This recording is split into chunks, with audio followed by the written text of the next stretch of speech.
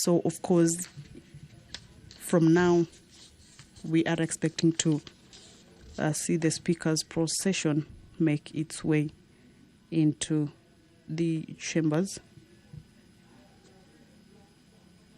The Supplemented Appropriation Bill 2025 makes provision for giving statutory sanction for public expenditure for the year ending on the 30th of June 2025.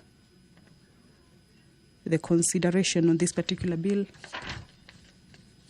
was done on Wednesday morning as well as Wednesday afternoon, and this morning sitting will see the House conclude on this particular business. The County Government's Additional Allocations Bill, a bill which was also part of the businesses that was considered in considering the budget process, will also be considered this morning. That is the Speaker of the National Assembly, Honorable Dr. Moses Wetangula, already in the chambers. Allow me to hand you over to this. Mheshimiwa, tuombe. Ewe Mwenyezi Mungu ambaye kwa hekima na wema wako umeteua nyadhifa za viongozi na mabunge kwa ustawi wa jamii na utawala wa haki wa wanadamu, kwa usi utazame kwa neema nyingi sisi watumishi wako ambao wameridhika kutiita utekeleze shughuli muhimu za jamhuri yetu. Tutakuomba uteremshie baraka zako sisi tuliokutanika hapa, na utujalie tuyatende na kufikiria mambo yote yatakayofikishwa mbele yetu kwa njia ya haki na uaminifu, ili utukufu na sifa zako siendelezwe, na ili kustawisha amani, ufanisi na heri ya nchi yetu na wale ambao haja zao umesikabidhi mikononi mwetu. Amen.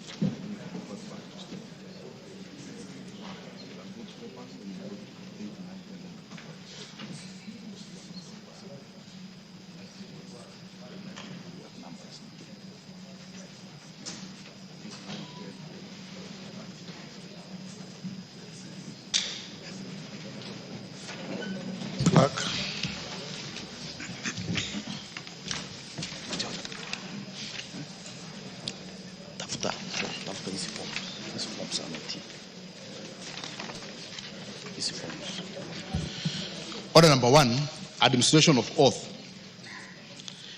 Order number 2, communication from the chair. Order, let me make a short communication.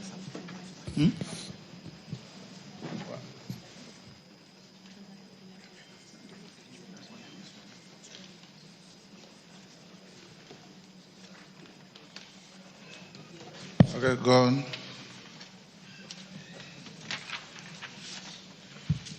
Order number 3, messages.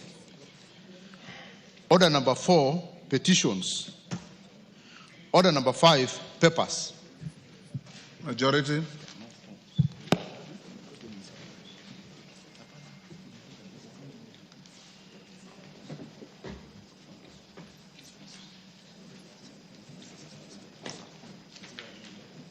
Majority Leader, are you ready? Give him the mic. Thank you, Honorable Speaker. Honorable Speaker, I beg to lay the following papers on the table of the House today, Friday, March 14th, 2025, morning sitting. A, the following legal notices, explanatory memorandum and documents from the public participation from the Ministry of Health. 1, legal notice number 55 of 2025 relating to the Social Health Insurance Amendment Regulations 2025. And 2, legal notice number 56 of 2025 relating to the tariffs for healthcare services. Honorable Speaker, very important legal notices, especially relating to SHA here, Honorable Speaker. B, reports of the Auditor General and financial statements for the year ended 30th June 2024 and the certificates therein in respect of 1, Grand Dream Development Party, Health Records and Information Managers Board, HELB Staff Car Loan and Mortgage Scheme, Jeremiah Nyaga Polytechnic, Kaguru Agricultural Training Center, Kenya Civil Aviation Authority, Kenya Industrial Property Institute, Kenya Industrial Research and Development Institute, Kenya Institute of Primate Research, Kenya Investment Authority, Kenya National Congress, Kenya National Entrepreneurs Savings Trust PLC, Kenya National Shipping Line Limited, Kenya Nuclear Regulatory Authority, Kenya Trade Network Agency Mortgage and Car Loan Fund, Kenya Trade Network Agency, Kibabii University, Masinde Muliro University of Science and Technology, National Cancer Institute of Kenya, National Commission for Science, Technology and Innovation, National Council for Peace for Persons with Disabilities, National Mining Corporation, Office of the Deputy President, Special Economic Zone Authority, State Department Center and Arts and Heritage, State Department of Culture, the Arts and Heritage, State Department for Broadcasting and Telecommunications, State Department for Correctional Services, State Department for Economic Planning, State Department for Industry, State Department for Social Protection and Senior Citizen Affairs, State Families Rehabilitation Trust Fund, State Department for Social Protection and Senior Citizen Affairs, Tharaka Nithi University, the Pharmacy and Poisons Board, University of Embu, and a 35 Uwezo Fund Oversight Board. I thank you, Honorable Speaker, and I beg to lay. Thank you, Owen. Chairperson, Public Accounts. Thank you, Mr. Speaker. Honorable Speaker, I beg to lay the following paper on the table of the House today, Friday, 14th March 2025, report of the Public Accounts Committee on the examination of the report of the Auditor General on the financial statements for the national government, ministries, departments, and agencies for the financial year 2021-2022. Thank you, Mr. Speaker. Thank you, Chairperson, Departmental Committee on Finance and National Planning. Thank you so much, Mr. Speaker. Honorable Speaker, I beg to lay the following paper on the table of the House today, Thursday, 13 March 2025.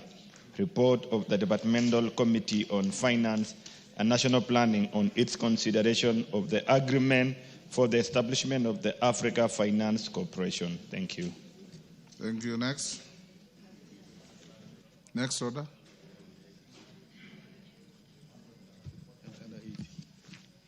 Call order number 6.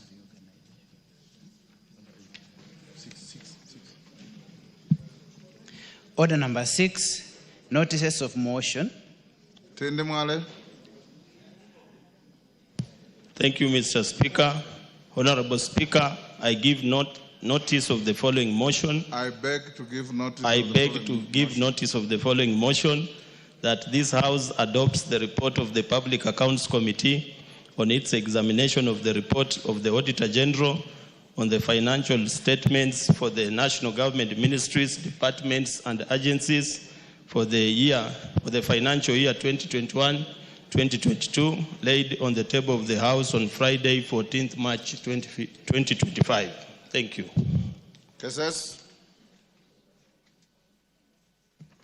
Thank you so much, Mr. Speaker. Honorable Speaker, I beg to give notice of the following motion.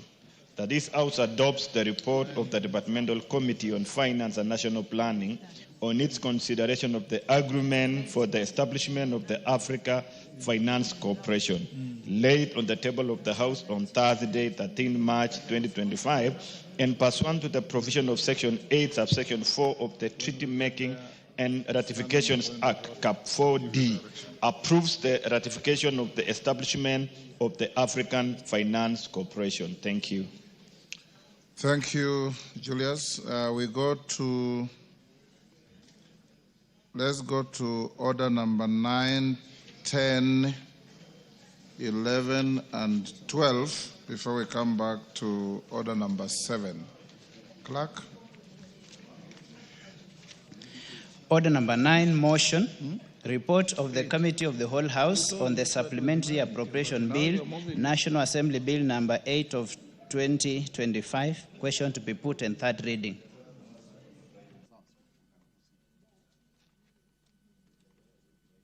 Members on their feet, take your seats.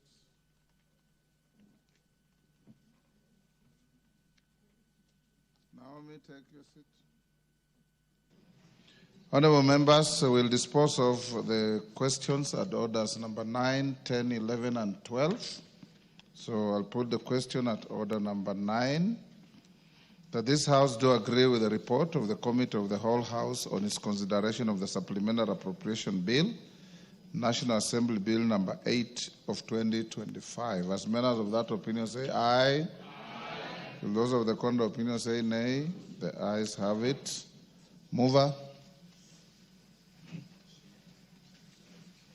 Gladys. At order number 9. Honorable Speaker, I beg to move that the Supplementary Appropriations Bill, National Assembly Bill number 8 of 2025 be now read a third time, and I also request Honorable Kimani Ichung'wah, Majority Leader, to second. Thank you, Honorable Speaker. Honorable Speaker, I beg to second. And with your indulgence, Honorable Speaker, let me take this opportunity to thank members who stayed until very late yesterday afternoon to conclude this appropriation bill for a second supplementary appropriations bill. Honorable Speaker, for the benefit of those who are not in the House, we have now appropriated resources that are going into many of our MDAs, our ministries, departments, and agencies of government. And part of the money that we have appropriated, Honorable Speaker, I'm glad touches on some of the pertinent issues in the country that members of parliament have been petitioned on, including the collective bargaining agreements touching on our healthcare workers and our universities, Honorable Speaker. And you remember many of our university lecturers have been agitating for support for their universities. But the most important thing, Honorable Speaker, that I noted in this supplementary appropriations bill is the additional resources going especially to our universities, part of our healthcare sector, like the National Referral Hospitals, coming from A&A, appropriations in aid. Honorable Speaker, as I had mentioned during debate, most of these resources are coming as a result of digitization of the resource mobilization efforts in many of our parastatals. And therefore important to point out, Honorable Speaker, because it has been tradition in the past that when we do the second supplementary estimates, many MDAs get into a procurement rush so that they're able to expend many of these resources ahead of the financial year. We must tell them that the money appropriated, whether it comes from your A&A, must be done in a very transparent and accountable manner. And that's not just for MDAs that are raising their own resources, Honorable Speaker. We have also appropriated resources going to SHA, and you've seen the legal notices my deputy has just tabled this morning, that are going towards enhancement of the efficiency of the SHA program, Honorable Speaker. And we must ask even those agencies that are getting resources that are coming from member contributions, they must also be accountable. Honorable Speaker, I say that because we have also seen this year increments that have been effected on the National Social Security Fund contributions. And they are also getting resources that are being contributed by Kenyans going towards their later care in old age under pensions. Honorable Speaker, I'm in possession of a petition that I am going through, and I'll be able to see what to do once I'm able to go through it. But I say that because NSSF contributions have increased almost sevenfold, and accountability on how money is invested and accounted for at SHA, at NSSF, is something that this House must lay very close eyes on and ensure that we hold to account those who are managing these funds. And I say, I was just reading a petition that I got this week, Honorable Speaker, and I'm going through it, regarding investments with companies. I think it was something like Pagamon or something, investment bank, at NSSF. And Honorable Speaker, all these monies that Kenyans are contributing, it is these members, and that's why I took liberty in seconding, to remind ourselves that it is us who must ensure that any money we appropriate to any state agency, ministry, or department using our departmental committees, using our oversight committees, we must ensure there is proper accountability of all public resources, those that we appropriate and also those that are being contributed by Kenyans, like SHA, NSSF, and other funds that Kenyans contribute to, including, Honorable Speaker, the resources that are going to our agencies, the road agencies, Honorable Speaker, as much as we are still struggling with RMLF, with the courts. And since we are now publishing, we have already published the Division of Revenue Bill for the next financial year, I do hope, as we pleaded with our governors and the Council of Governors and the Senate, as we send the additional county allocations bill to them, they should be magnanimous enough to allow that bill that we processed here to be passed in the Senate as we did, so that our counties are able to access this money. And they take their time to hold governors accountable for the money they also appropriate to them. With that, Honorable Speaker, I thank you and beg to second. Thank you, Majority Leader. I now propose the question that the Supplemental Appropriation Bill, National Assembly Bill number 8 of 2025 be now read a third time. I put the question. I'm satisfied that we have enough quorum in the House to vote on this. I now put the question, which is that the Supplemental Appropriation Bill, National Assembly Bill number 8. You can't do that, Catherine. You can't do that. The supplement, you are getting out of order. This bill was debated in extenso. In this order, Catherine, Catherine Omanyo, I have been mentoring you to be a decent girl, and I want you to be so. I now put the question, which is that the Supplemental Appropriation Bill, National Assembly Bill number 8 of 2025, be now read a second time. As many as of that opinion say aye. Will those of a contrary opinion say nay? The ayes have it. A bill for an act of parliament to authorize the issue of certain sums of money out of the consolidated fund and the application towards the service of the year ending on the 30th June 2025, and to appropriate those sums to certain public services and purposes. Order number 10, motion. Report of the Committee of the Whole House on the County Government's Additional Allocations Bill, National Assembly Bill number 2 of 2025. Question to be put and third reading. Members on their feet, take your seats. Sigai, take the nearest seat.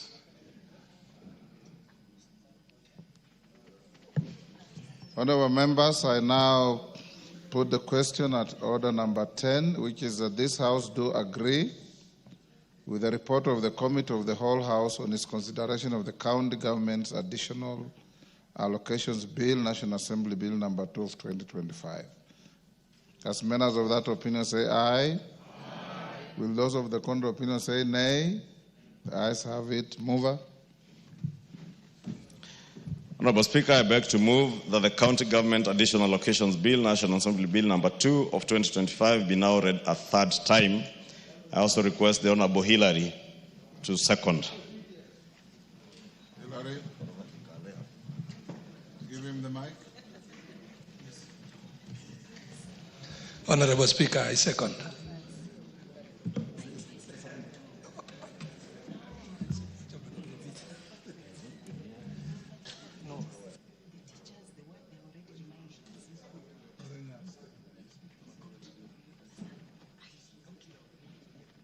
Order, take your seats. Farah.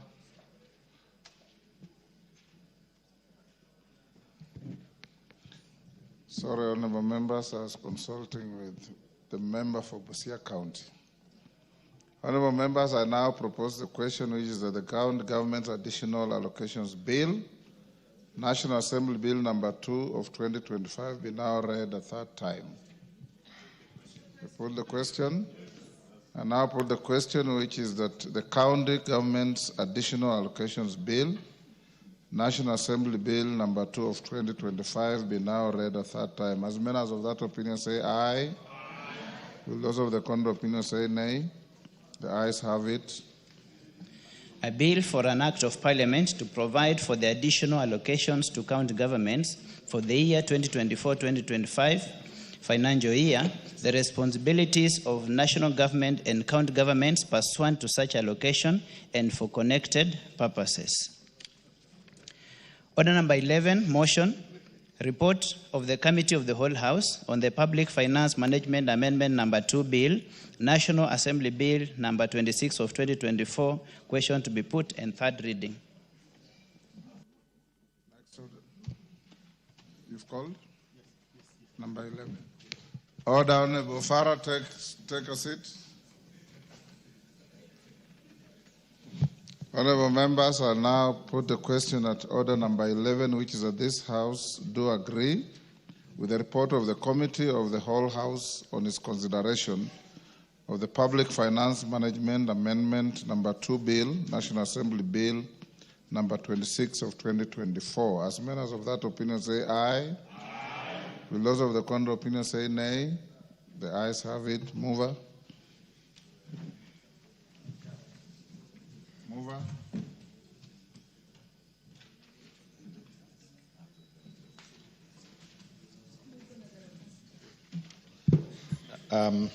Honorable Speaker, I beg to move that the Public Finance Management Amendment Act number 2 Bill, National Assembly Bill number 26 of 2024, be now read a third time. I also request the Honorable Ruku to second it. Thank you. Ruku. Honorable Speaker, I rise to second the motion because it's an important, because it's an important component for the Republic in terms of public financial management, so that we can get it right as a nation. I second. Thank you. Members on their feet, take the nearest seats.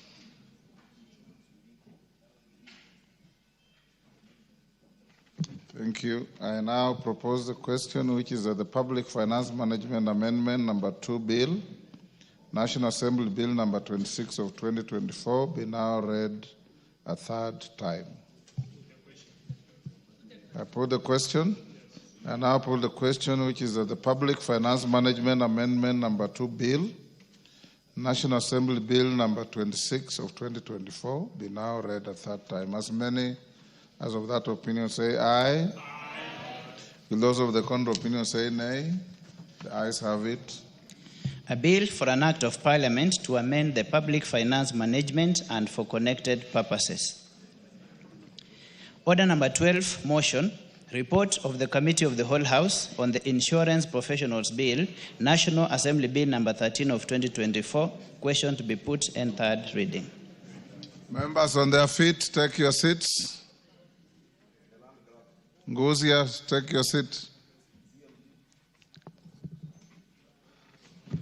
Honorable members, I now put the question at order number 12, which is that this House do agree with the report of the Committee of the Whole House on its consideration of the Insurance Professionals Bill, National Assembly Bill number 13 of 2024. As many as of that opinion say aye. Aye. Will those of the contrary opinion say nay? The ayes have it. Mover. Thank you so much, Honorable Speaker. Honorable Speaker, I beg to move the Insurance Professional Bill, National Assembly Bill number 13 of 2024, be now read a third time. I also request the former member of the Departmental Committee on Finance, Honorable Makalab, who has instead moved to Departmental of Education, to second.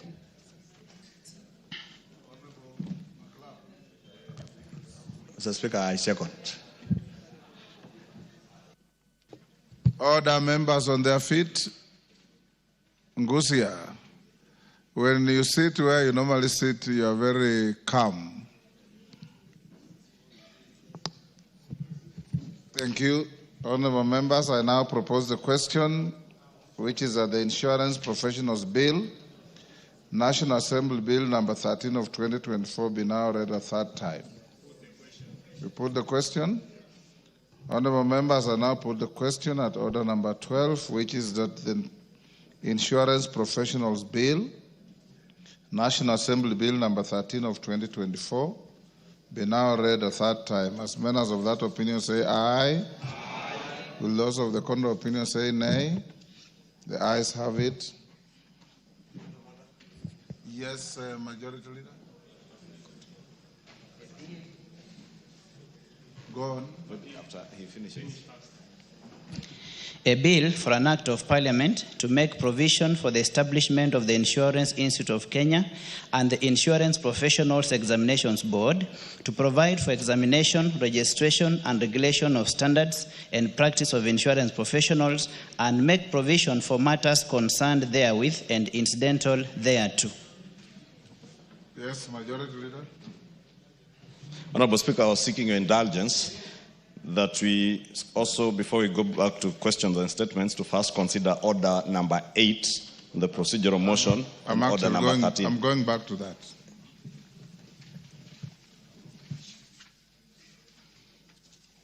Call out order number 8. Order number 8, procedural motion, reduction of publication period of a specified bill. My chairperson lies on committee. David Speaker.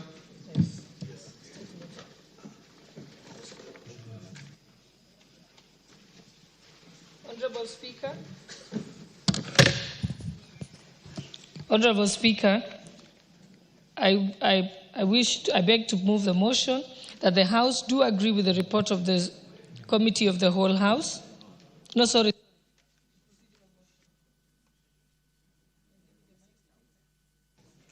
Honorable Speaker, I wish to move a motion that the House, that pursuant to the provisions of Standing Order 120, this House resolves to reduce the publication period of the Division of Revenue Bill, National Assembly Bill number 10 of 2025, from 7 days to 2 days. And I request the Majority Leader, Honorable Kimani Ichung'wah, to second.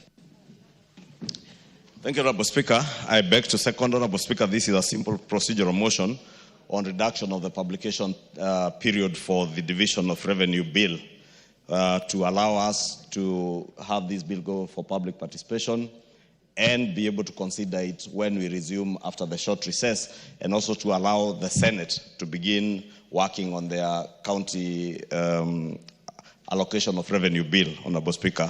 And therefore, it's important that we reduce the publication period to 2 days from the normal 7 days. Thank you, and I second. Honorable members, I now propose the question at order number 8, which is that pursuant to the provisions of Standing Order 120, this House resolves to reduce the publication period of the Division of Revenue Bill, National Assembly Bill number 10 of 2025, from 7 days to 2 days. I put the question, which is that pursuant to the provisions of Standing Order 120, this House resolves to reduce the publication period of the Division of Revenue Bill, National Assembly Bill number 10 of 2025, from 7 days to 2 days. As members of that opinion say aye. Aye. Will those of the contrary opinion say nay? The ayes have it.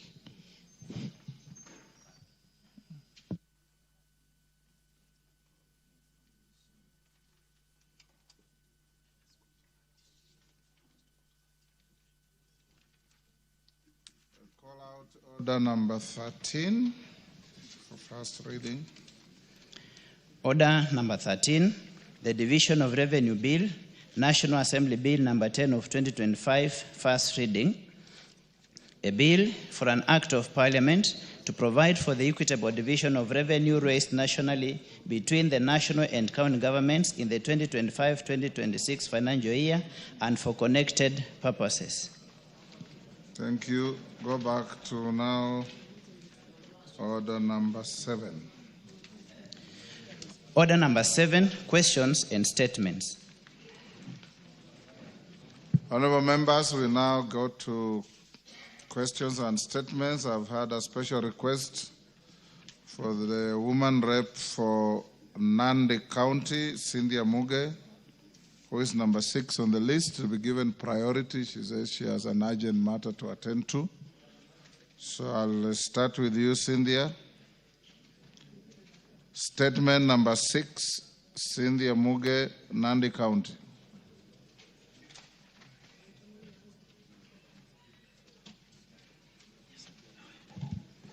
Thank you, Honorable Speaker, for giving me priority. Honorable Speaker, pursuant to provision of Standing Order 44.2c, I wish to request for a statement from the Chairperson of the Departmental Committee on Education regarding implementation of the court ruling removing age restrictions for participation in school games. Honorable Speaker, on 9th May, that is in the year 2019, the High Court in Mombasa rendered a landmark ruling on petition number 65 of 2017, in which it declared section 17.3 of the Kenya Secondary School Sports Association unconstitutional and invalid. The section 17.3, Honorable Speaker, provided that a team or a player would be banned from participating in secondary school sports if that player did not meet the age rule, which is 19 years and under. This rule was discriminatory to the extent that it failed to consider the unique circumstances that hinder some children from starting school on time, and therefore making them fail to meet the age capping previously imposed by the KSSA for eligibility to participate in school games. Despite the definitive court ruling, Honorable Speaker, the KSSA continues to enforce Section 17.3 of its constitution. This is in clear abrogation of the Constitution and contempt of court. The Kenya Primary Schools Sports Association, KPSSA, also had a discriminatory age restriction, which, if not removed, Honorable Speaker, will continue to limit the learners from equal participation in primary schools. Honorable Speaker, it is against this background that I request for a statement from the Chairperson of the Departmental Committee on Education on the following matters. One, Honorable Speaker, the reasons for continued application of Section 17.3 of the Constitution of the KSSA Sports Association, despite its annulment by the High Court in 2019. Second, Honorable Speaker, the immediate steps being taken by the Ministry of Education to ensure that the Kenya Secondary School Sports Association complies with the 2019 court ruling to ensure that all eligible students above 19 years also enjoy the right of participation in games as affirmed by the High Court, starting with the upcoming 2025 Regional Term 1 Games. Thirdly, Honorable Speaker, the measures in place to ensure that both the Kenya Secondary School Sports Association and the Kenya Primary School Sports Association align their constitutions with the court ruling in order to guarantee inclusivity in sports of students who are outside the conventional schooling ages at the primary and junior secondary and senior secondary levels. Honorable Speaker, this should be noted that there has been an increased class in the primary section, which was brought about by the CBC system, and therefore, Honorable Speaker, the children who are under the primary section have one additional year as opposed to the 844 system, Honorable Speaker, where we could only have kids staying in primary school for 8 years. Therefore, Honorable Speaker, these are the asks that I have for the Chair of the Committee on Education. I thank you, Honorable Speaker. Chair Education. Member of the Committee on Education, Majority Leader, who is a member of Education, Vice Chair Ivo Barra, you bring a response in 2 weeks. In 2 weeks. Yes, thank you. Thank you. Innocent Mugabe, member for Likuyani. Thank you, Speaker.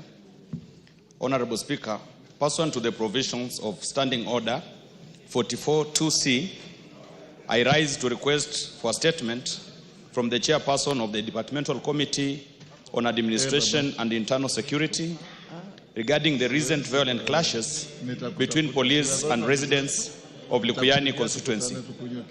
Honorable Speaker, an altercation between a Nyumba Kumi official and a community member on 4th March 2025 triggered a wave of demonstrations, destruction of property, and loss of lives in Konambaya area, Likuyani constituency. On 4th March 2025, Mr. Simon Ashibira, the chairperson of community policing in Zoya Ward, allegedly assaulted Mr. Sydney Vugigi Culture, a young community member of ID number 26448917. Unfortunately, Mr. Sydney Vugigi succumbed to his injuries while undergoing treatment at Kitale Referral Hospital. Following his death, enraged residents stormed the home of the alleged assailant, intending to harm him, his family, and property. Police officers from Matunda Police Station, reinforced by officers from Moisbridge Police Station, intervened and evacuated Mr. Ashibira and his family. Honorable Speaker, upon the evacuation, violent clashes erupted between angry residents and the police, leading to the fatal shooting of Ms. Dorcas Naliaka Wanjala, an expectant lady, and Ms. Sarah Toshia Boaz, and injury of 6 police officers and vandalization of 3 police vehicles. This tragic incident raises concern about public order management, police handling of violent mobs, and overall security in the region. Honorable Speaker, it is against this background that I request for a statement from the chairperson of the Departmental Committee on Administration and Internal Security on the following. 1, a report on the status of investigations into the death of Mr. Sidney Vugigi Culture and reasons for the delay in arresting Mr. Simon Ashibira immediately to prevent public agitation and unrest in the community. 2, a report of the investigations into the deaths of Ms. Dorcas Naliaka Wanjala and Ms. Sarah Toshia Boaz, including steps taken to apprehend the police officers who used live ammunition against unarmed civilians. 3, the measures put in place to prevent the use of live ammunition during demonstration and adoption of alternative non-lethal methods of crowd control.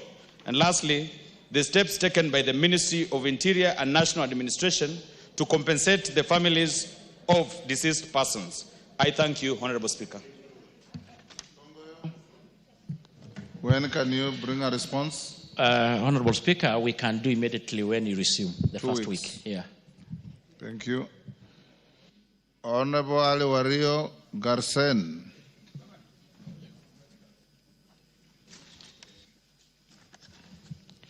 Thank you, Honorable Speaker. Pursuant to the provision of Standing Order 44-2C, I wish to request for a statement from the Chairperson of the Departmental Committee on Administration and National Security regarding the killing of Mr. Isaac Abdullah Jarsodelo in Kone Garseni constituency. Honorable Speaker, on 29th December 2024, Mr. Isaac Abdullah Jarsodelo of ID number 23397077 was killed by officers of the Kenya Wildlife Service KWS during a confrontation between KWS personnel and herders in an incident of human-wildlife conflict. This incident was reported at Kitui Police Station under OB number 3291224, as well as the Director of Criminal Investigation DCI offices in Kitui and Tana River counties. Whereas the Kenya Wildlife Service, KWS, has taken responsibility for the incidents, the circumstances surrounding Mr. Jarso's death remain unresolved. Honorable Speaker, it is against this background that I request for a statement from the Chairperson of Departmental Committee on Administration and Internal Security on the following. Number 1, report on the status of investigation into the killing of Mr. Isaac Abdullah Jarsodelo and steps being taken to apprehend the officers involved. Number 2, the reason for the shooting to death of Mr. Isaac Abdullah Jarso by KWS officers instead of arresting him to be subjected to the court of law. Number 3, action being taken to prevent further confrontation between Kenya Wildlife Services, KWS personnel, and local herders to avoid similar tragic incidents. And number 4, measures put in place by the ministry to enhance good cooperation and relationship between law enforcement agencies, local communities, and other stakeholders to recur that such incidents do not escalate in the future. Thank you, Honorable Speaker. But, Honorable Speaker, I have a concern. Honorable Speaker, the Committee on Administration and National Security whenever we ask question or statement, Honorable Speaker, we need satisfactory answers. Honorable Speaker, I raised a statement on the abduction of Abdullahi Ahmed and Mr. Ibrahim Ahmed. Honorable Speaker, the statement, the answers which were given by the committee is unsatisfactory to the family, even to the Member of Parliament. Honorable Speaker, whenever... Honorable Wario, yes, sir. That concern you can raise at the time the statement is given, or seek a point of order at a different time so that we deal with your statement that you have just requested for.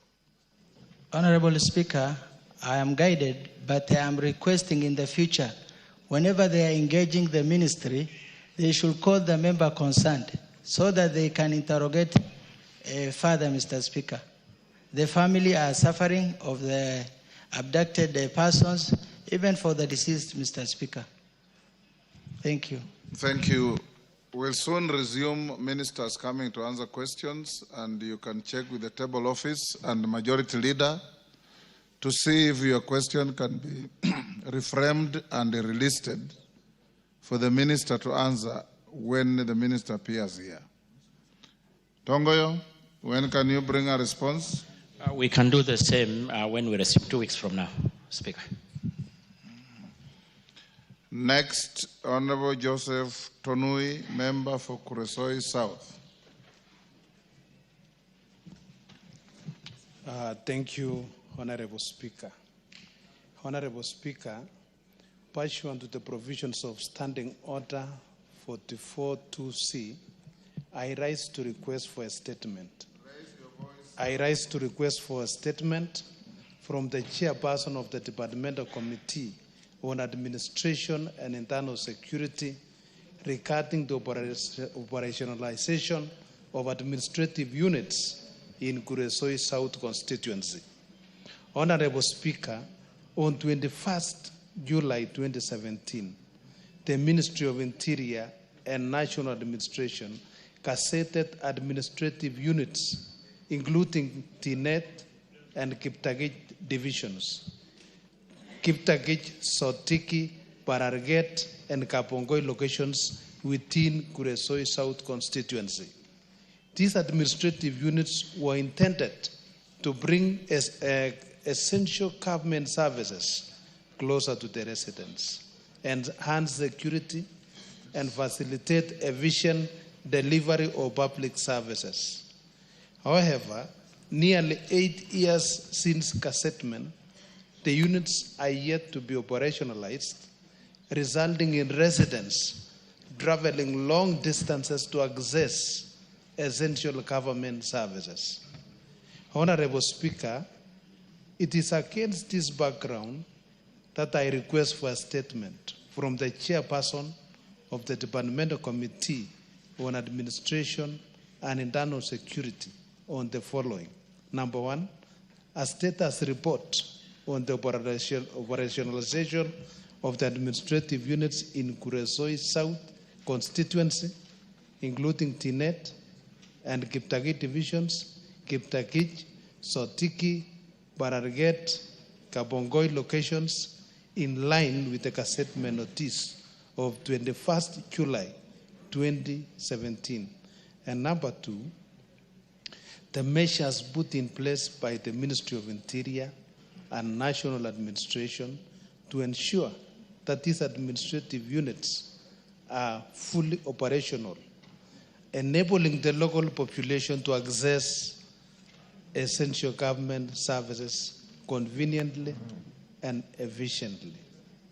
I thank you, Honorable Speaker. Thank you. Thank you, Honorable Tonoi. Tongoyo. Honorable Speaker, I need your indulgence on this because you remember in every other sitting we have been having a question actually akin to this one. And Honorable Speaker, just for record, we had already, as I had mentioned earlier, we had called the minister at the ministry on 20th, that is next Thursday, so that he can able to comprehensively respond to this question of administrative units. as I had mentioned to you, and it is in record of this House, that when they were appearing on BPS, that indicated to the country and to the House that already they had approved 24 sub-counties, 80 divisions, 380 locations, and 674 sub-locations. So maybe, Honorable Speaker, I need maybe your guidance on this, because it's a question. If maybe the members can appear in session as the friends of the committee, so that maybe the ministry can also be able to respond to the concerns. Majority Leader, when do you start having ministers come to answer questions? As soon as we are back, Honorable Speaker. You can... The first Wednesday, that should be the 2nd of April. So this question by request for a statement by Honorable Joseph Tonui and many others of a similar nature, including the issue of classification of hardship areas. You can organize for the Minister for Interior to be the first to appear, so that you put together all those questions and statements for him to respond. Honorable Tonui, upon resumption after the short recess, be available to prosecute your statement when the Minister comes here. Thank you, Speaker. Well guided. Thank you. Onesimus Ngogoyo, MP, Kajiado North. Honorable Speaker, pursuant to Standing Order 44-2C, I rise to seek a statement from the Chairperson of the Departmental Committee on Defense, Intelligence and Foreign Relations regarding the status grant to the Gates Foundation, formerly known as the Bill and Melinda Gates Foundation. Honorable Speaker, through Kenya Gazette, supplementary number 181 of 2024, the government granted the Gates Foundation special privileges, recognizing it as a charitable trust that with exclusive rights in Kenya. The privileges allow the foundation to engage in contract, initiate legal action, conduct property transaction, and enjoy legal immunities within the country. However, concerns have been raised regarding the rationale of granting of this special status and its broader implication, given that the involvement of the foundation in public health, agriculture, technology, programs, and other development sector, it is important to clarify the legal basis and justification for these privileges. Further, it will be important to inform the public of the full scope of activities of the foundation in Kenya, and whether the privileges granted are within the established diplomatic norms. While the foundation contributes to national development, it is imperative that its operations remain within the legal and the regulatory framework set by the government. Honorable Speaker, it's against this background that I request for a statement from the Chairperson of the Departmental Committee on Defense, Intelligence and Foreign Relations on the following. 1, the justification for the grant of special status to the Gates Foundation, including the diplomatic privileges and immunities for these expatriates. 2, a comprehensive report on the scope of activities the foundation is undertaking in the country. And 3, clarification of whether the activities of the foundation in the country are under state oversight and regulation. I thank you, Honorable Speaker. Chair, Defense, Intelligence and Foreign Relations, Bashir. Thank you. Seconds. 2 weeks. Honorable Speaker, I think we will be able to give this response just a week after we resume. You know, these matters are also touching on diplomacy, which is a bit complicated, so we need at least 1 week after we resume. 3 weeks. Okay. Honorable Joseph Gitari, member for Kirinyaga Central. Thank you, Honorable Speaker. Honorable Speaker, pursuant to provision of Standing Order 44-2C, I wish to request for a statement from the Chairperson of the Committee on Education regarding the implementation of career progression guidelines for teachers. Honorable Speaker, in 2017, the TSC adopted a career progression guidelines effectively replacing the previous scheme of service. The new framework aimed to streamline promotions based on standardized criteria for all the teachers, including academic verification. However, many teachers have raised concerns about fairness and transparency of this scheme. Especially, it is claimed that the Commission does not adequately recognize efforts made by teachers to further their education, leading to career stagnation and demotivation. Further, a report revealed that some teachers have not been promoted in the last 24 years, which has led to further frustration. Honorable Speaker, it is against this background that I request for a statement from the chairperson of the Departmental Committee on Education on the following. 1. Report on implementation of the career progression guidelines, especially how academic verification have been considered in the promotion of teachers. Mr. Speaker, number 2, a report of the number of teachers promoted since 2017, including head teachers, and reasons for the lack of promotion of some teachers over the past 24 years. Number 3, Mr. Speaker, the measure that the Teacher Service Commission has put in place to remedy career stagnation problem among teachers, noting the current shortage of junior secondary school teachers. And finally, Mr. Speaker, strategies that the Teacher Service Commission has put in place to motivate teachers, especially those who enhance their academic qualification. I thank you. Thank you, Honorable Gitari. Geoffrey Ruku, Mbeere North.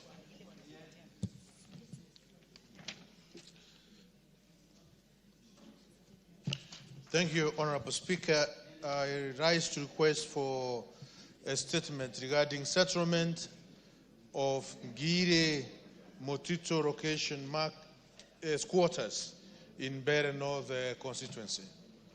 Honorable Speaker, pursuant to provisions of Standing Order 44-2C, I wish to request for a statement from the chairperson of the Departmental Committee on Lands regarding settlement of Ngire Market, Motito location in Mumeje Ward, squatters in Mbeere North constituency. Honorable Speaker, construction of Kiambere Multipurpose Dam between 1983 and 1988 attracted staff and casual repairers to the site. The staff and other repairers set up temporary settlement at Ngire area within the land belonging to Tana and Adi River Development Authority, Talda. From then, they conveniently work conveniently work at the site. They continued living there after completion of commissioning of the dam, and by the year 2016, the number of households in the area had risen to nearly 6,000. Talda and designated provisional sites to cater for basic needs of the staff and other repairers, including a market, medical center, school complex, housing estate, and police station, but were never formalized. They never formalized the plan. Honorable Speaker, in the year 2016, Talda agreed to cede 182.3 acres of land, being 81.3 acres for Ngire Market, 20 acres for Ngire Police Station, 55 acres for Kiambere School Complex, 6 acres for Kiambere Health Facility, and 20 acres for the police station. The process of preparing a part development plan for the area and processing the title deed for issuance to the beneficiaries was commenced by the Ministry of Lands and Physical Planning, the National Land Commission, and the County Government of Embu, but has never been finalized to date. Honorable Speaker, it is against this background that I request for statement from the chairperson of Departmental Committee on RAND on the following. 1. A report on the status of transfer of RAND agreed to be ceded by TALDA in 2016 for settlement of Gire Markets quarters and establishment of public amenities, including finalization of part development plan, adjudication, and issuance of title deeds to beneficiaries. 2, a report on the total size of RAND to be ceded, specifically the allocation for settlement, schools, markets, health facilities, police station, and other public amenities. 3, plans, if any, to increase the acreage of RAND to accommodate the increased population as at 2024, and to allocate 10,000 acres, and to allocate 10,000 acres of agricultural land to the marginalized Bere community. Number 4, reasons for excessive delay by TALDA to cede the agreed land to Ngire Market quarters, the step being taken to expedite the process and the timeline for completion of the exercise, and 5, the reasons why TALDA continues to deny the people of Gire in Motito location the opportunity to undertake subsistence farming on the surrounding empty land, leaving them vulnerable to reliance of relief food, and the step being taken to facilitate the access to the land for farming. Mr. Speaker, it is unfortunate. You want to start debating your statement? Just one sentence. Mr. Speaker, it is unfortunate that the people living in Motito location around Gire area have been denied year in, year out, every season, just to plant dengo, basic, which they can use in their families, by one institution called TALDA. They should be abolished. I thank you, Honorable Speaker. Chair Lands. Yamoko. 3 weeks. 3 weeks. Mr. Speaker, yes. Thank you. And I also didn't commit the statement request by the Honorable Joseph Gitari, Chair Education. I saw Meli here. Chair Education.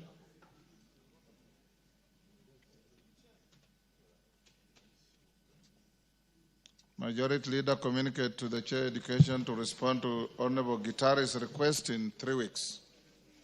I will. They're actually consulting with the Vice Chair just behind you. 2 weeks. 2 weeks. Prokuyo, as the chairman of the committee, has said 2 weeks. 2 weeks. Okay. Honorable Irene Mayaka.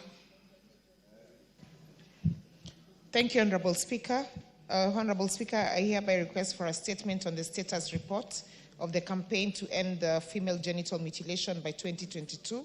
Honorable Speaker, pursuant to Standing Order 44.2c, I wish to request for a statement from the chairperson of the Departmental Committee on Social Protection on the status of the campaign to end female genital mutilation by 2022.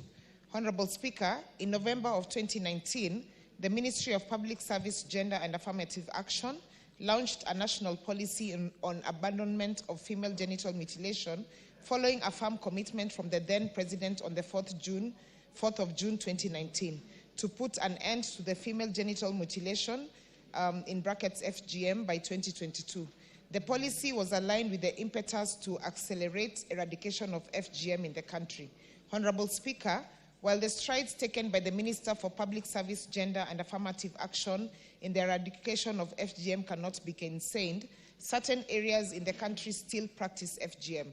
There is therefore need for extension of the campaign to end female genital mutilation, to ensure total prohibition and eradication of all forms of FGM in the country.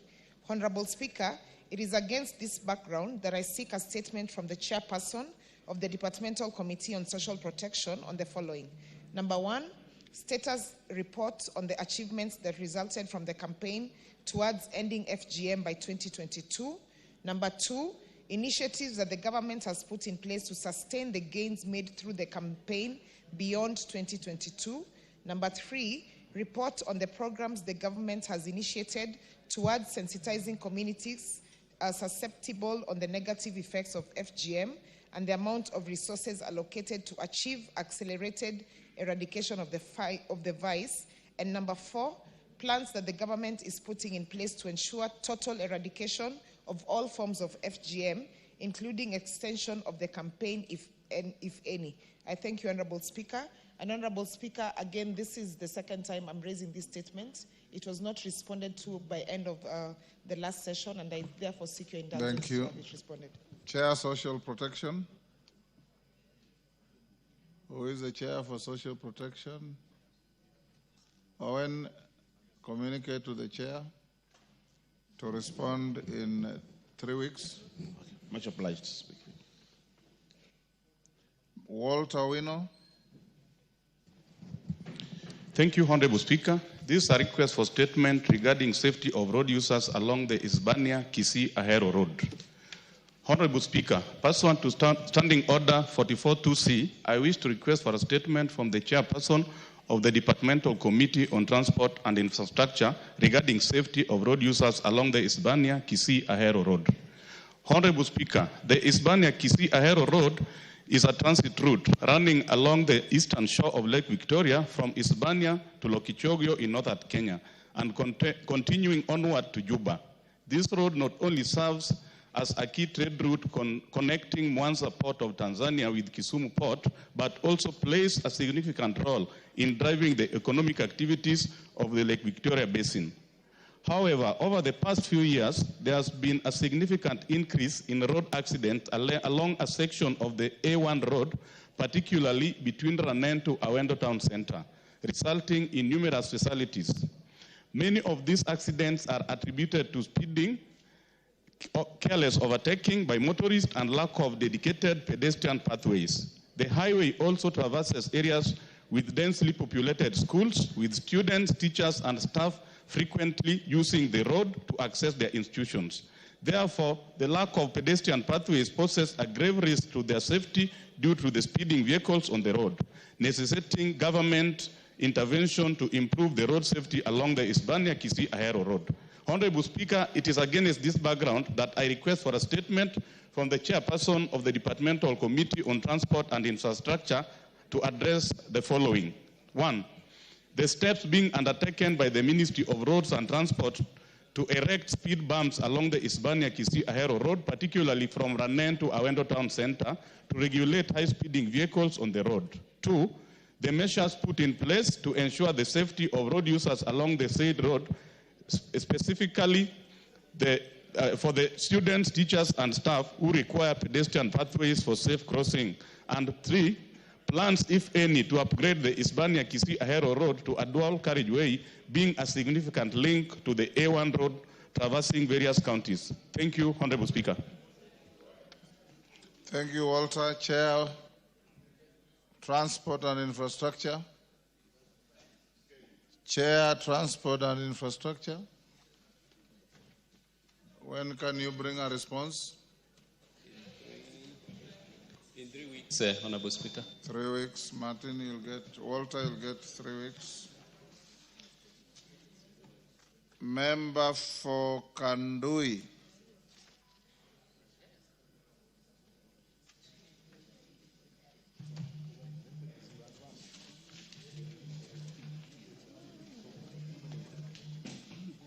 I'm going to them.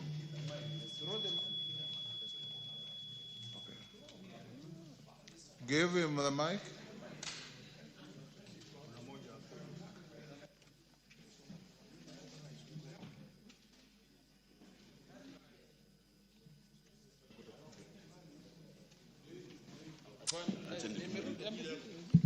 Thank you, Honorable Speaker, for the indulgence. Honorable Speaker, pursuant to the provisions of Standing Order 44.2c, I wish to request for a statement from the Chairperson of the Departmental Committee on Lands regarding the registration status of land parcels in Kandui constituency. Honorable Speaker, the land popularly known as Kiwanjandege, located in Kandui constituency within Bungoma town, comprises of multiple land parcels registered as LR number Bungoma Municipality stroke 345, 610, 611, 612, 852, 795, 798, and 799. The land was initially designated by the government as an airstrip to serve Bungoma town and the environs. However, these parcels of land are to be decommissioned following the strategic relocation of airstrip operations to Matulo airstrip in Webuye, Bungoma County. The relocation of these operations was driven by several considerations, including the need to expand the airstrip into an airport, which necessitated a larger area to accommodate growing operational demands. Consequently, the affected parcels of land are proposed to be degazetted with the intention of reverting them to public use for the benefit of the community. However, concerns have been raised regarding the decommissioning process of the parcels of land and the subsequent utilization by the county government of Bungoma. Honorable Speaker, it is against this background that I request for a statement from the Chairperson of the Departmental Committee on Lands on the following. 1. Clarification on whether land parcels registered as LR number Bungoma Municipality stroke 345, 610, 611, 612, 852, 795, 798, and 79 have been decommissioned and the current status of their registration. 2. A report on the measures put in place to protect the land from encroachment and eviction of any person illegally occupying the land. And 3, a report on the public participation processes undertaken by the government during the decommissioning of the land, including any consultations held regarding future plans for the land parcels. Thank you, Honorable Speaker. Thank you, Chair Lands. Although Makali, that airstrip is a property of the Ministry of Transport. I don't know whether Lands is the correct respondent. I direct that the statement request be directed to the Chair of Transport and Infrastructure. GK? Noted, Honorable Speaker. When do you bring a response? 3 weeks. 3 weeks? Yes. Okay. Theodis in Zambia. Theodeus in Zambia. MP for Kilome. Thank you, Honorable Speaker, for this precious opportunity. Honorable Speaker, I rise to request for a statement regarding abolition of application and replacement fees for national identity cards.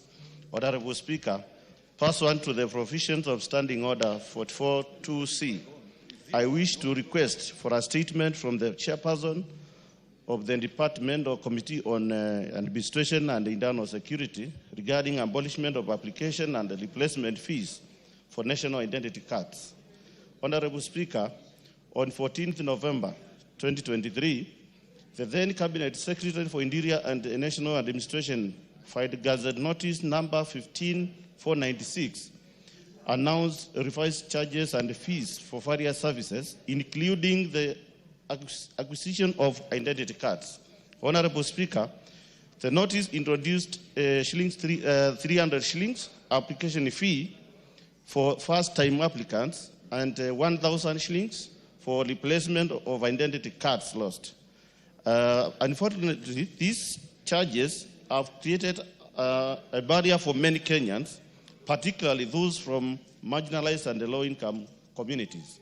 Honorable Speaker, as a result, a significant number of first-time applicants are unable to obtain a national identity card, which helps to facilitate access to healthcare, education, financial services, employment, and participation in democratic processes.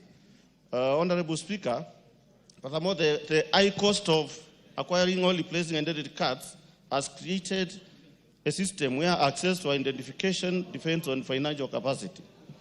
The mandatory imposition of these charges infringes on the guaranteed constitutional rights, including rights to vote, access to employment and healthcare, and the ability to fully participate in democratic processes. This places an disappropriate burden on individuals and families living in poverty, existing inequalities, and pushes vulnerable population into deeper economic hardship. Honorable Speaker, it is against this background that I request for a statement from the chairperson on the Departmental Committee on Administration and Internal Security on the following. 1. Immediate measures that the Ministry of Interior and National Administration is taking to abolish all charges associated with issuance and the replacement of national identity cards. 2. Steps the ministry is taking to fast-track the process of issuing and replacing identity cards, including expected timeline or processing of such an application. And 3, Honorable Speaker, initiatives that the ministry has undertaken to sensitize the public on the process of acquiring and replacing identity cards. Thank you, Honorable Speaker. And the Honorable Speaker, this is a bit timely. I think yesterday the President, after making some requests, he declared that the ID should be issued for free. I wish to get a clear statement which is very official so that our Kenyan citizen can keep on enjoying getting the services. Thank you, Honorable Speaker. Thank you, Honorable Speaker. And I need your indulgence, Honorable Speaker. Having keenly listening to the question from the Honorable Member, Honorable Speaker, just yesterday, the head of state, who is the president, made a pronouncement that issuance of ID cards is going to be free in this country. Of course, having listened and being a caring president, especially to the issues affecting the youth, who are actually the beneficiaries of the ID cards. So, Honorable Speaker, I need your indulgence because I think that statement, by the time even I respond, it's already been overtaken by event, having the president already pronounced himself yesterday. And I'm sure even the Honorable Member must have had the pronouncement of the president. He has just said so. Yes. There is a similar request from member for Huisero and one or two others. So you can combine them and just bring an affirmation. Okay. Yes. But it's good that it's also on record. He has just said so as well. Yeah, that's good. Yes. Sabina Chege. Thank you, Mr. Speaker. Mr. Speaker, pursuant to provision of Standing Order 42C, I wish to request for a statement from the chairperson of Departmental Committee on Defense, Intelligence and Foreign Relations regarding the sentencing of Ms. Margaret Nduta Macharia in Vietnam. Honorable Speaker, on July 2023, Ms. Margaret Nduta Macharia of ID number 28389979, who hails from Murang'a County, Kiharo constituency, Waidaga village, got an opportunity through a recruitment agency to travel abroad in search of greener pastures. Ms. Nduta left Nairobi for People's Democratic Republic of Laos through Ethiopia in the company of representatives from the agency. It is claimed, Mr. Speaker, that while on transit, she was informed by the agency that she needed to transfer her personal items to a new piece of luggage provided by the agency representative. From Ethiopia, Ms. Nduta journey ended in Vietnam under unclear circumstances. Her family was later called by an unknown person and informed that she had been arrested in Vietnam. On 6th March 2025, her family received information that she has been found guilty of drug trafficking and sentenced to death. She had the option to appeal her sentence within 7 days according to Vietnam laws. Honorable Speaker, it is against this background that I request for a statement from the chairperson of the Departmental Committee on Defense, Intelligence and Foreign Affairs on the following. 1, urgent measures that the government is taking to intervene and assist Ms. Margaret Nduta Macharia, a Kenyan arrested sentenced to death in Vietnam. And understand, Mr. Speaker, that The appeal was meant to be done by 12th of March this year. And number 2, steps the relevant agencies have taken to investigate the allegations of swapping of Ms. Margaret Nduta Macharia luggage in Addis Ababa while on transit to People Democratic Republic of Laos. And 3, measures that the government has put in place to facilitate the family of Ms. Margaret Nduta in reuniting with her and prevent similar incidents from occurring in the future. And Mr. Speaker, might be also whether there is any foreign policies, and especially on many of our young people, Mr. Speaker, who are traveling out of this country through recruitment agencies, whether the government takes time to even educate them on the expectation and when they go, how they can be able to reach out to the embassies in case of such need of help. I thank you, Honorable Speaker, for the opportunity. Defense, Intelligence and Foreign Relations. Major Bashir. Yes, sir. Thank you, Honorable Speaker. And I think, as I've earlier said, that we have another statement and we'll still bring them together first week after we resume from recess. Thank you. Joseph Lelmengit. Yes, Sabina, hold on. Lelmengit, take your seat. Mr. Speaker, I just wanted to humbly request that the committee should reach out to the ministry immediately because, Mr. Speaker, this is a death sentence that is facing a Kenyan. It is urgent. The deadline, I think, was yesterday, 12th. So even if they will not deliver the message, I know because you're going on recess, I'll just request that this is immediately passed to the Ministry of Foreign Affairs so that they can start handling the matter and especially reaching out to the family who are on distress, Mr. Speaker. Major Bashir, get all of the statement, liaise with Foreign Affairs. Even as we are on recess, committees are working. Once you have any response, communicate with the questioner and bring a response to the House on the first sitting day after recess. Thank you, Honorable Speaker. Well guided, and I think I will get the statement and pass it on to the ministry so that we can get even an answer way before even we resume. Thank you. Thank you. Lelmengit. Thank you, Honorable Speaker. I would like to request for a statement regarding the role of government in promoting labor mobility among the youth through the Youth Enterprise Development Fund. Honorable Speaker, pursuant to the provision of Standing Order 44.2c, I rise to request for a statement from the chairperson of the Departmental Committee on Social Protection regarding the role of government in promoting labor mobility among the youth through the Youth Enterprise Development Fund. Honorable Speaker, the Youth Enterprise Development Fund, operating under the Ministry of Youth Affairs, Creative Economy and Arts, was established to advance the government's commitment to job creation, innovation, and sustainable development among Kenya's growing youth population, targeting individuals aged 18 to 35 years, who constitute approximately 25 million people. The fund provides financial assistance, capacity building programs, and market linkages to empower young entrepreneurs in establishing and expanding their businesses. The fund seeks to enhance unemployment opportunities and drive economic empowerment by offering affordable loans, entrepreneurial support, thereby contributing to national growth and poverty reduction.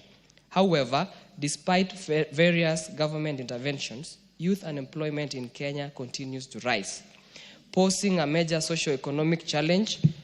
While the fund plays a crucial role in mitigating unemployment by supporting young entrepreneurs, the available resources remain insufficient to meet the high demand, limiting its overall effectiveness in addressing this crisis. Addressing these funding gaps and expanding access to financial support is essential for maximizing the fund's impact and fostering sustainable economic opportunities for the youth. Honorable Speaker, it is against this background that I rise to seek a statement from the chairperson of the Departmental Committee on Social Protection on the following. Number one, a detailed report on the total budgetary allocation for the Youth Enterprise Development Fund since its inception.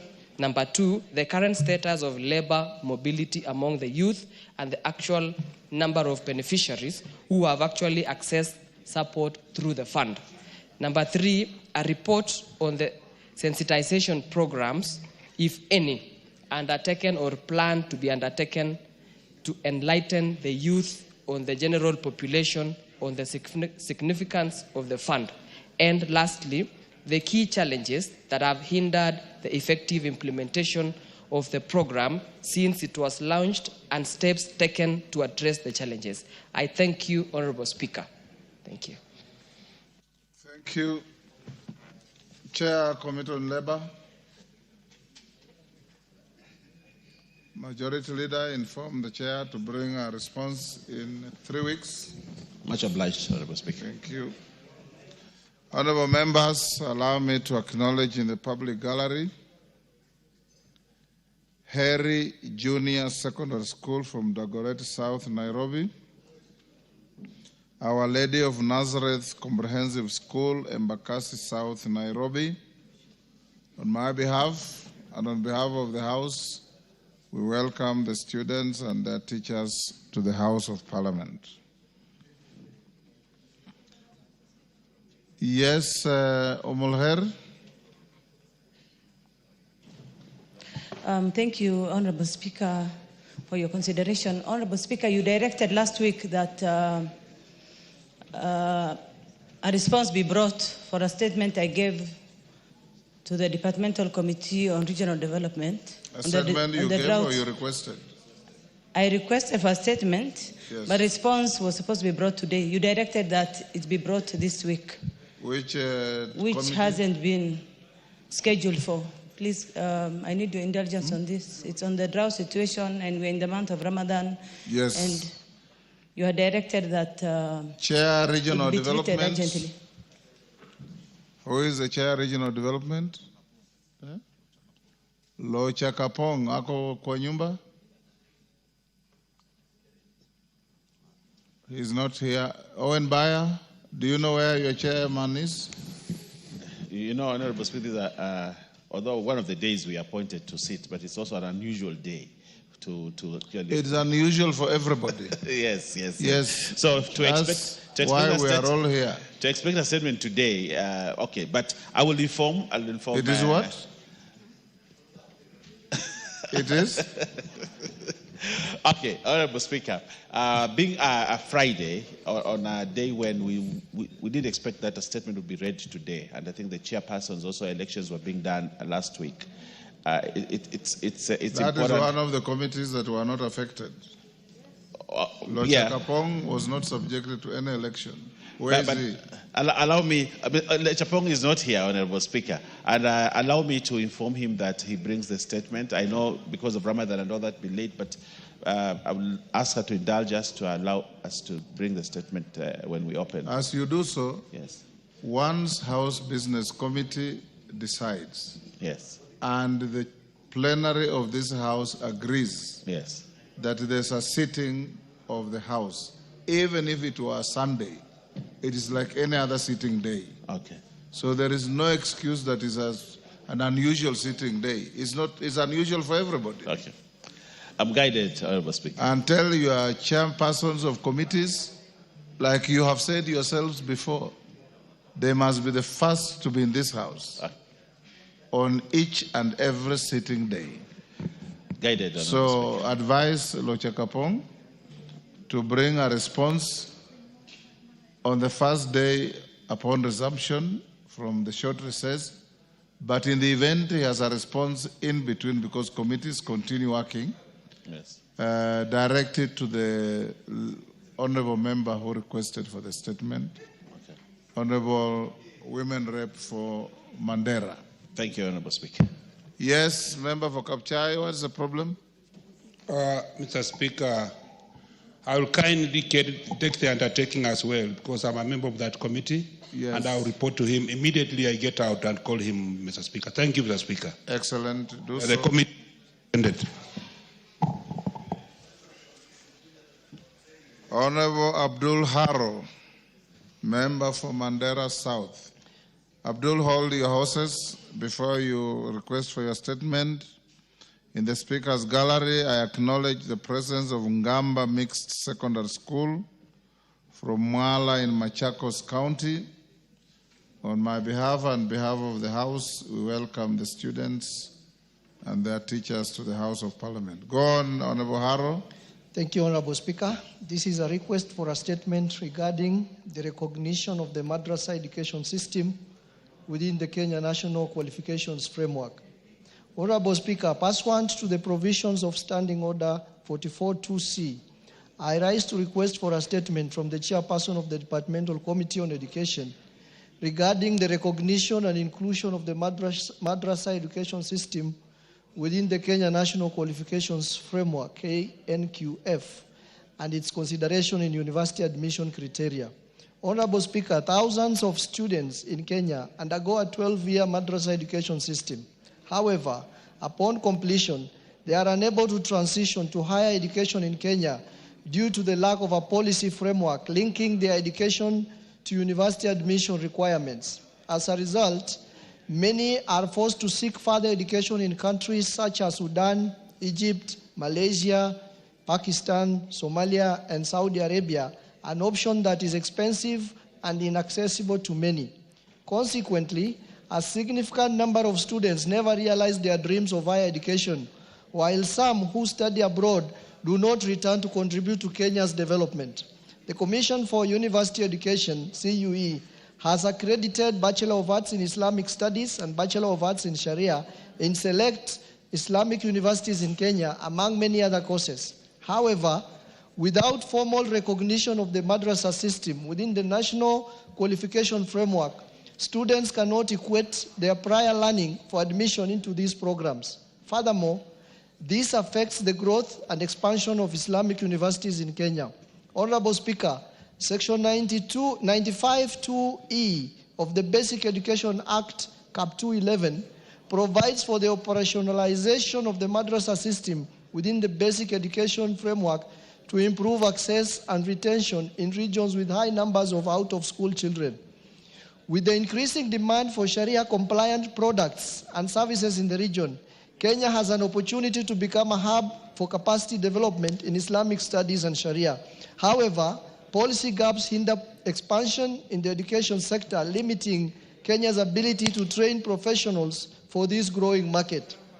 Honorable Speaker, it is against this background that I request for a statement from the Chairperson of the Departmental Committee on Education on the following.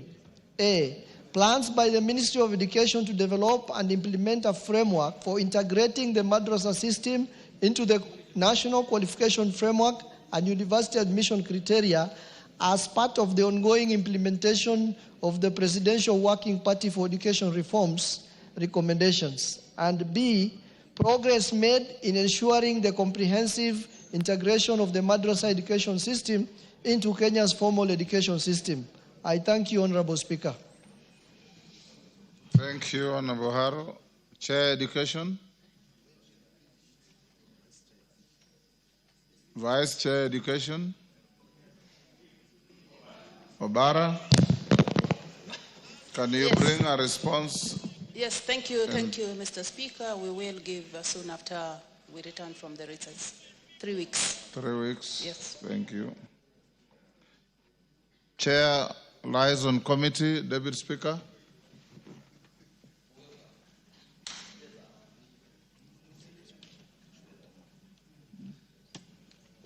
Deputy Speaker, hold. Thank you, Honorable. Hold. We take a response to a statement by Honorable Tongoyo first. Thank you, Honorable Speaker. Is Honorable Gitari in the House? Is a response to a request by yourself? Go on, Tongoyo. Thank you, Honorable Speaker. I want to respond to the question by the said honorable member on the regarding insecurity in Kirinyaga County. Honorable Speaker,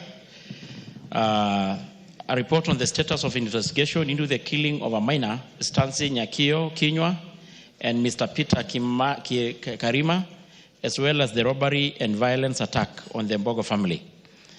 Honorable Speaker, on the 4th January, around 2:30, the Area Assistant Chief, Mr. Gerard Nyaga, reported that he had received information from Eva Wangeshi, who is the victim, regarding Stacy's disappearance. Honorable Speaker, we was a grade 7 pupil at Kaitheri Primary School who went missing approximately 11 a.m. on the same day. During the search, Honorable Speaker, the victim body was discovered lifeless in a shallow hole within the Akovi plantation, located about 4 kilometers from the home. And upon visiting the scene, the officers from the Kirinyaga police station established that the deceased was half naked with trousers and underpants found beside her body, indicating she has been defiled and killed.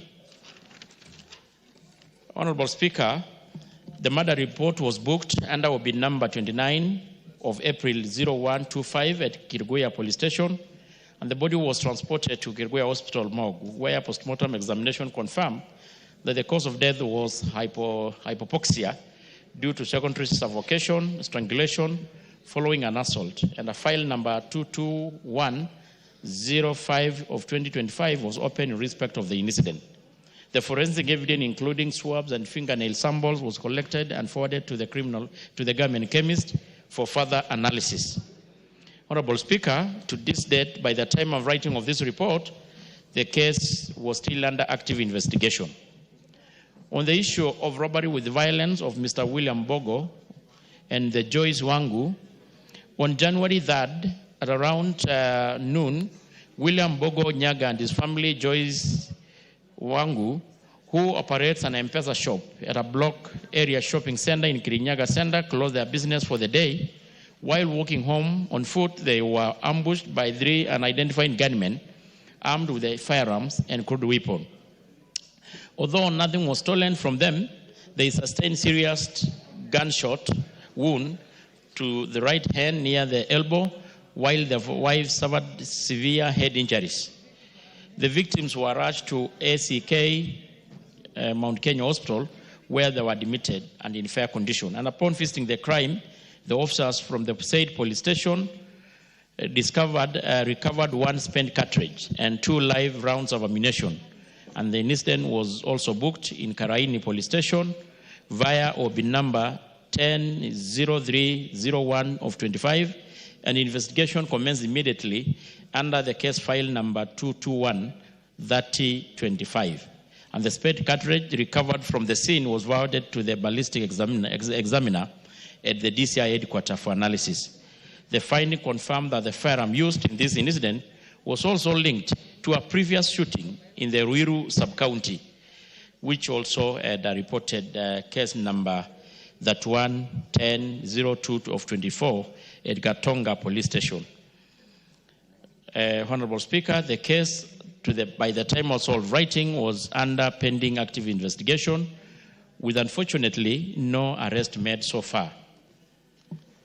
Honorable Speaker, on the last one of also Gladys Nyambura, on the 24th, approximately 9:30 p.m., on the M-Pesa shop, operated also in Kirinyaga town, closed our business and boarded our boda and raided by Eric Minor to take her home. Before reaching our destination, they were intercepted by Aslans using 2 numberless motorbikes, each carrying a pillion passenger armed with a pistol.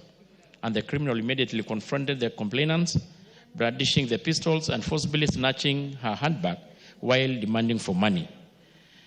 Honorable Speaker, upon hearing the distress call, local residents, Kamau, aged 44 years, responded in an attempt to assist. Unfortunately, one of the robbers shot him. They also fired 2 shots into the air to disperse the bystanders before fleeing the scene on their motorcycles. The police officers arrived promptly, but the criminals had already escaped. At the scene, the police also recovered 2 spent cartridges and 5 rounds of ammunition.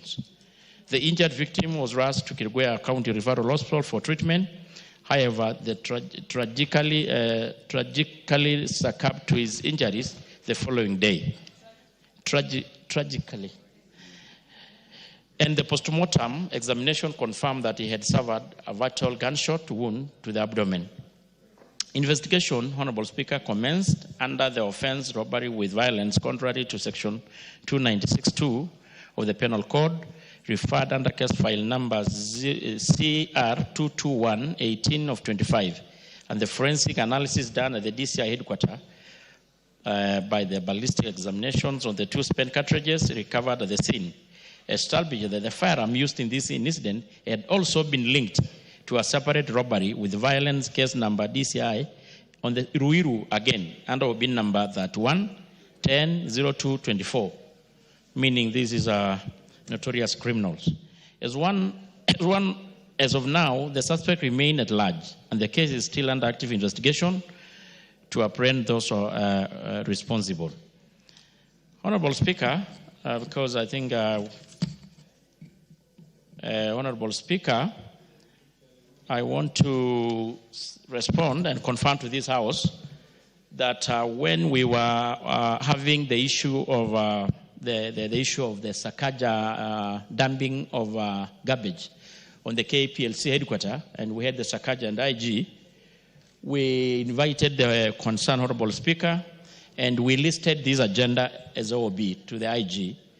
And the Member of Parliament had an ample time really to question the IG. And some of the intervention was actually to transfer some of the rogue officers, which he had also confirmed to this end that they were transferred. Though, of course, also a little bit concerned that to this end, no suspect has been apprehended. If an officer is rogue in Kirinyaga, yes, and you transfer him elsewhere, does he stop being rogue when he gets a transfer? Not really, Honorable Speaker. Yes. But I think the issue was he has stayed there for too long until he got a lot of familiarities. Yeah, I mean, that was the request put across by then, but I agree with you, Honorable Speaker. But overstaying, that is why the policy is about 3 years now. Because at times these people stay, they get so familiarized and even start doing businesses in the area. So at times, maybe when they are transferred to unknown territories, areas, they may a little bit improve. So, Honorable Speaker, that is the response to these 3 cases, unfortunately. And I want also to pass really condolences to the families of the people who lost their life. Thank you, Speaker. Gitari, if you participated in the interrogation of the IG, I believe that will do. You have any issue with the statement? Yes, Mr. Speaker, I have a number of issues. Go ahead. Number one, first of all, let me thank the chair for taking up this matter. There was something that was outside the statement about a rogue police who was attacking people around Karaine police post, and he intervened with the IG and was transferred. Mr. Speaker, I'm also police in Kirinyaga might be still low. Mr. Speaker, this young girl who was raped and then killed is 13 years old, was 13 years old, a primary school girl. Mr. Speaker, the people of that area called Kivingo and the family have a suspect of the person who did this.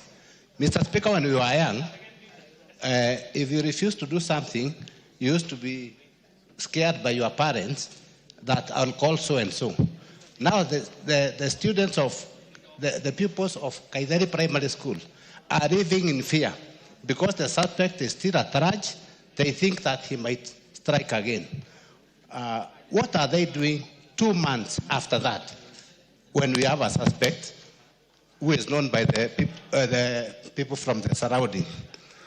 Mr. Speaker, the other issue of killing of Karemi, Peter Karemi, the police officers have been given CCTV camera clips of the incident. So these people are still low, and it is over 2 months. For how long will they take to arrest because they have the CCTV camera? Mr. Speaker, something concerning, in the answer of the statement, the IG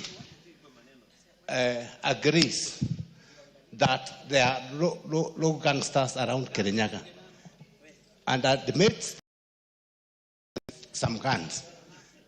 I'm just asking myself, how long or how many people do they want to be killed so that they can be serious? Mr. Speaker, if they are unable to arrest these people, they can tell us to go and arrest them and we take them to the police station. Because this answer is not satisfactory.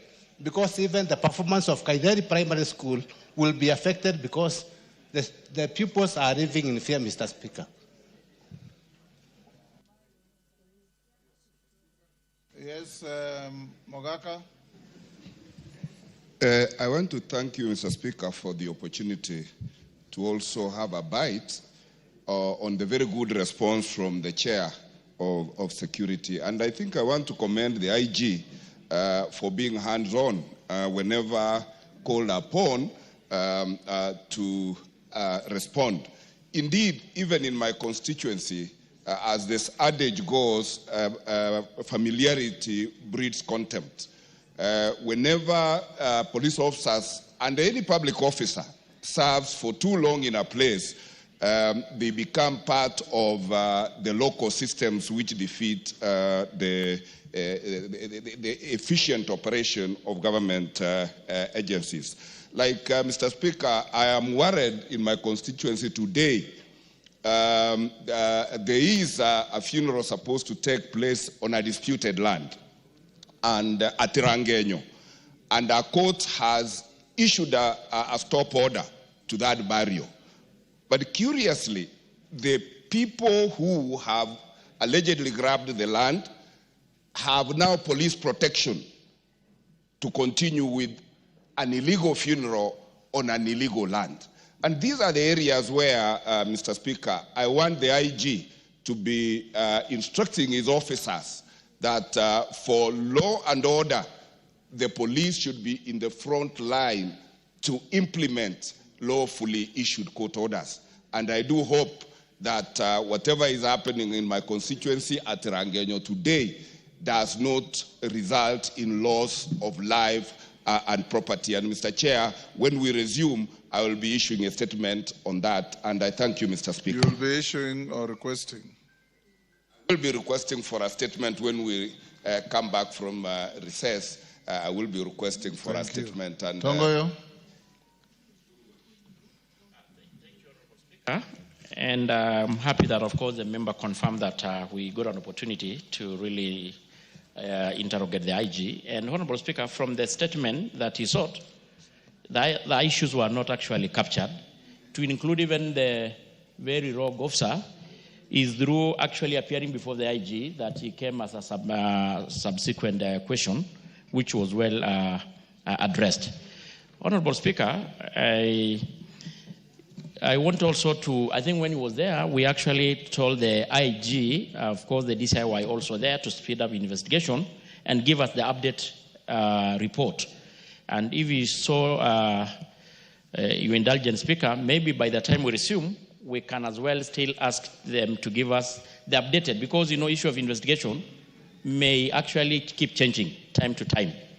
Honorable Speaker, you remember also, actually in this supplementary budget, we did allocate some resources to the forensic lab so that it help our officers, because some of these criminal activities, as the organized one, they're so complex and at times need more of actually updated kind of equipment and technology. And as a committee, we saw it fit to really add resources to the forensic lab so that it helps our officers when they carry such complicated and complex investigation. And I want to say that, Honorable Speaker, you remember also the issue of Emuhaya, the Honorable Mulemba, you instructed that I actually indulge the IG, and I'm also happy that he did even confirm that there's a lot of good work that took place in that area. Yes. So despite the challenges, our officers are on top of things, and we are going to make sure that they continue to serve Kenyans accordingly. Thank you. David Speaker. Thank you, Honorable Speaker. Honorable Speaker, pursuant to the provisions of Standing Order 44.2b, as read together with Standing Order 179.14, I rise to make a statement regarding the leadership of the select committees. Honorable Speaker, Standing Order number 179.14 requires the chairperson of the Liaison Committee, by way of a statement, to notify the House of the duly elected chairperson and vice chairperson of a committee when the House next sits after the conduct of the election. Honorable Speaker, at the commencement of the fourth session on the 11th of February 2025, via communication number 001 of 2025, you did inform the House that the term of the various select committees had lapsed, and on the very day, Tuesday 11th February 2025, and in line with the applicable laws, standing orders and practice, you consequently, the Committee on Selection, which is mandated under the Standing Order 173 to nominate members to serve in committees, save for the membership of the House Business Committee and the Committee on Appointments, submitted to the House a motion on the reconstitution of committees. Honorable Speaker, the House will recall that on Wednesday, 5th March 2025 and Thursday, 6th March 2025, we approved the appointment of members to the lapsed committees and made consequential changes to other committees. Following the reconstitution of the various committees, the Clerk of the National Assembly, in exercise of the powers conferred under the provisions of Standing Order 179.2, declared the vacancies in the offices of the chairperson and vice chairperson for the reconstituted committees. The clerk also declared vacancies in the committees affected by the consequential changes. To facilitate elections and pursuant to Standing Order 179.2, the clerk appointed Wednesday the 12th and Thursday the 13th as the dates for the elections. Further to compliance with the standing orders, on the 6th of March 2025, the clerk published and circulated a schedule of committees indicating the venues and times of holding the meetings for the purposes of conducting elections. Honorable Speaker, in line with the provision of the standing orders, the affected House committees conducted and concluded elections of chairpersons and vice chairpersons as scheduled.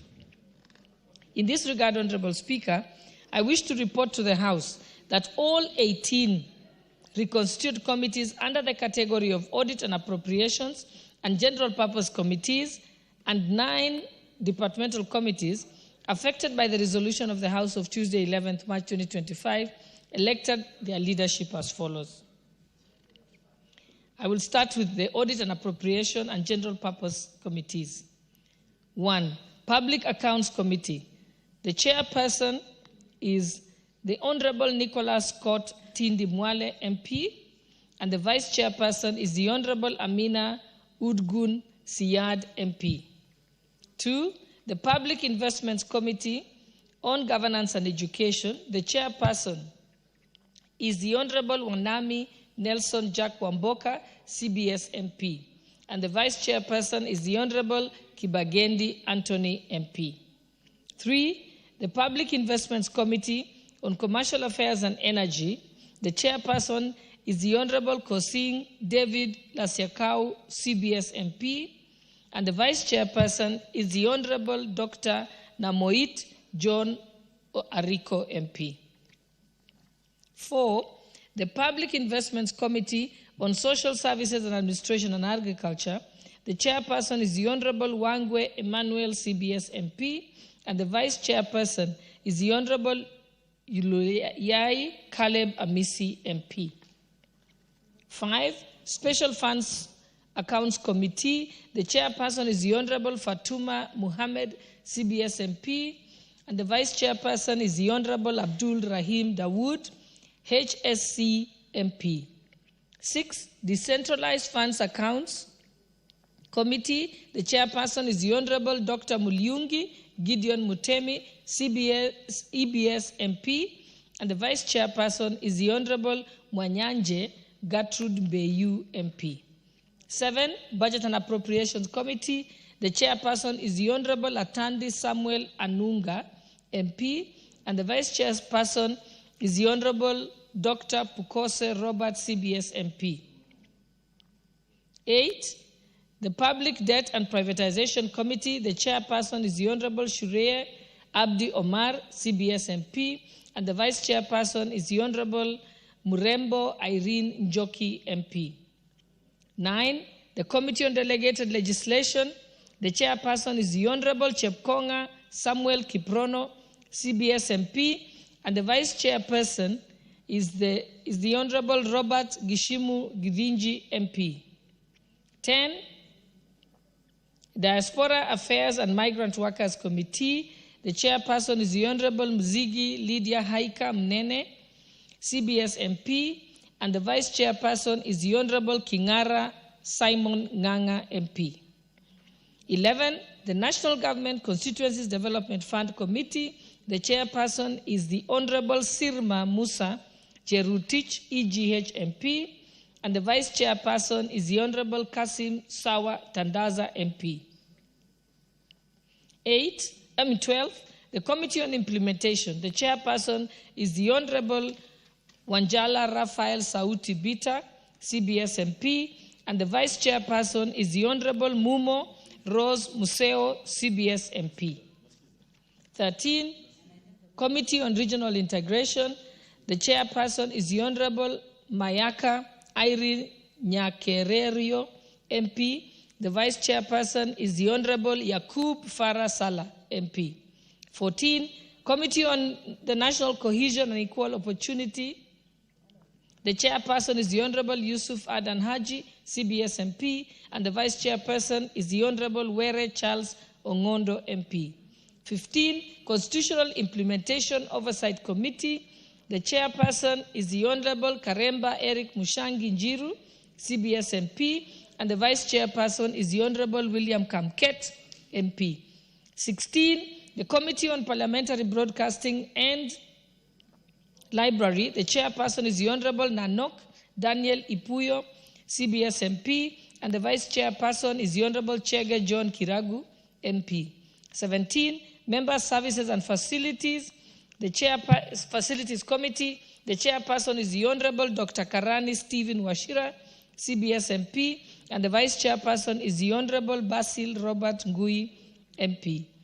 18, the Committee on Public Petitions, the chairperson is the Honorable Kagesi Kivai Ernest Ongesi, MP, and the vice chairperson is the Honorable Sitiene Janet Chepkemboi, MP. Next, I go to departmental committees, and I start with the 19, the Departmental Committee on Education. The vice chairperson is the Honorable Obara Eve Akinyi, MP. 20, the Departmental Committee on Energy, the chairperson is the Honorable David Gekaria, CBS MP.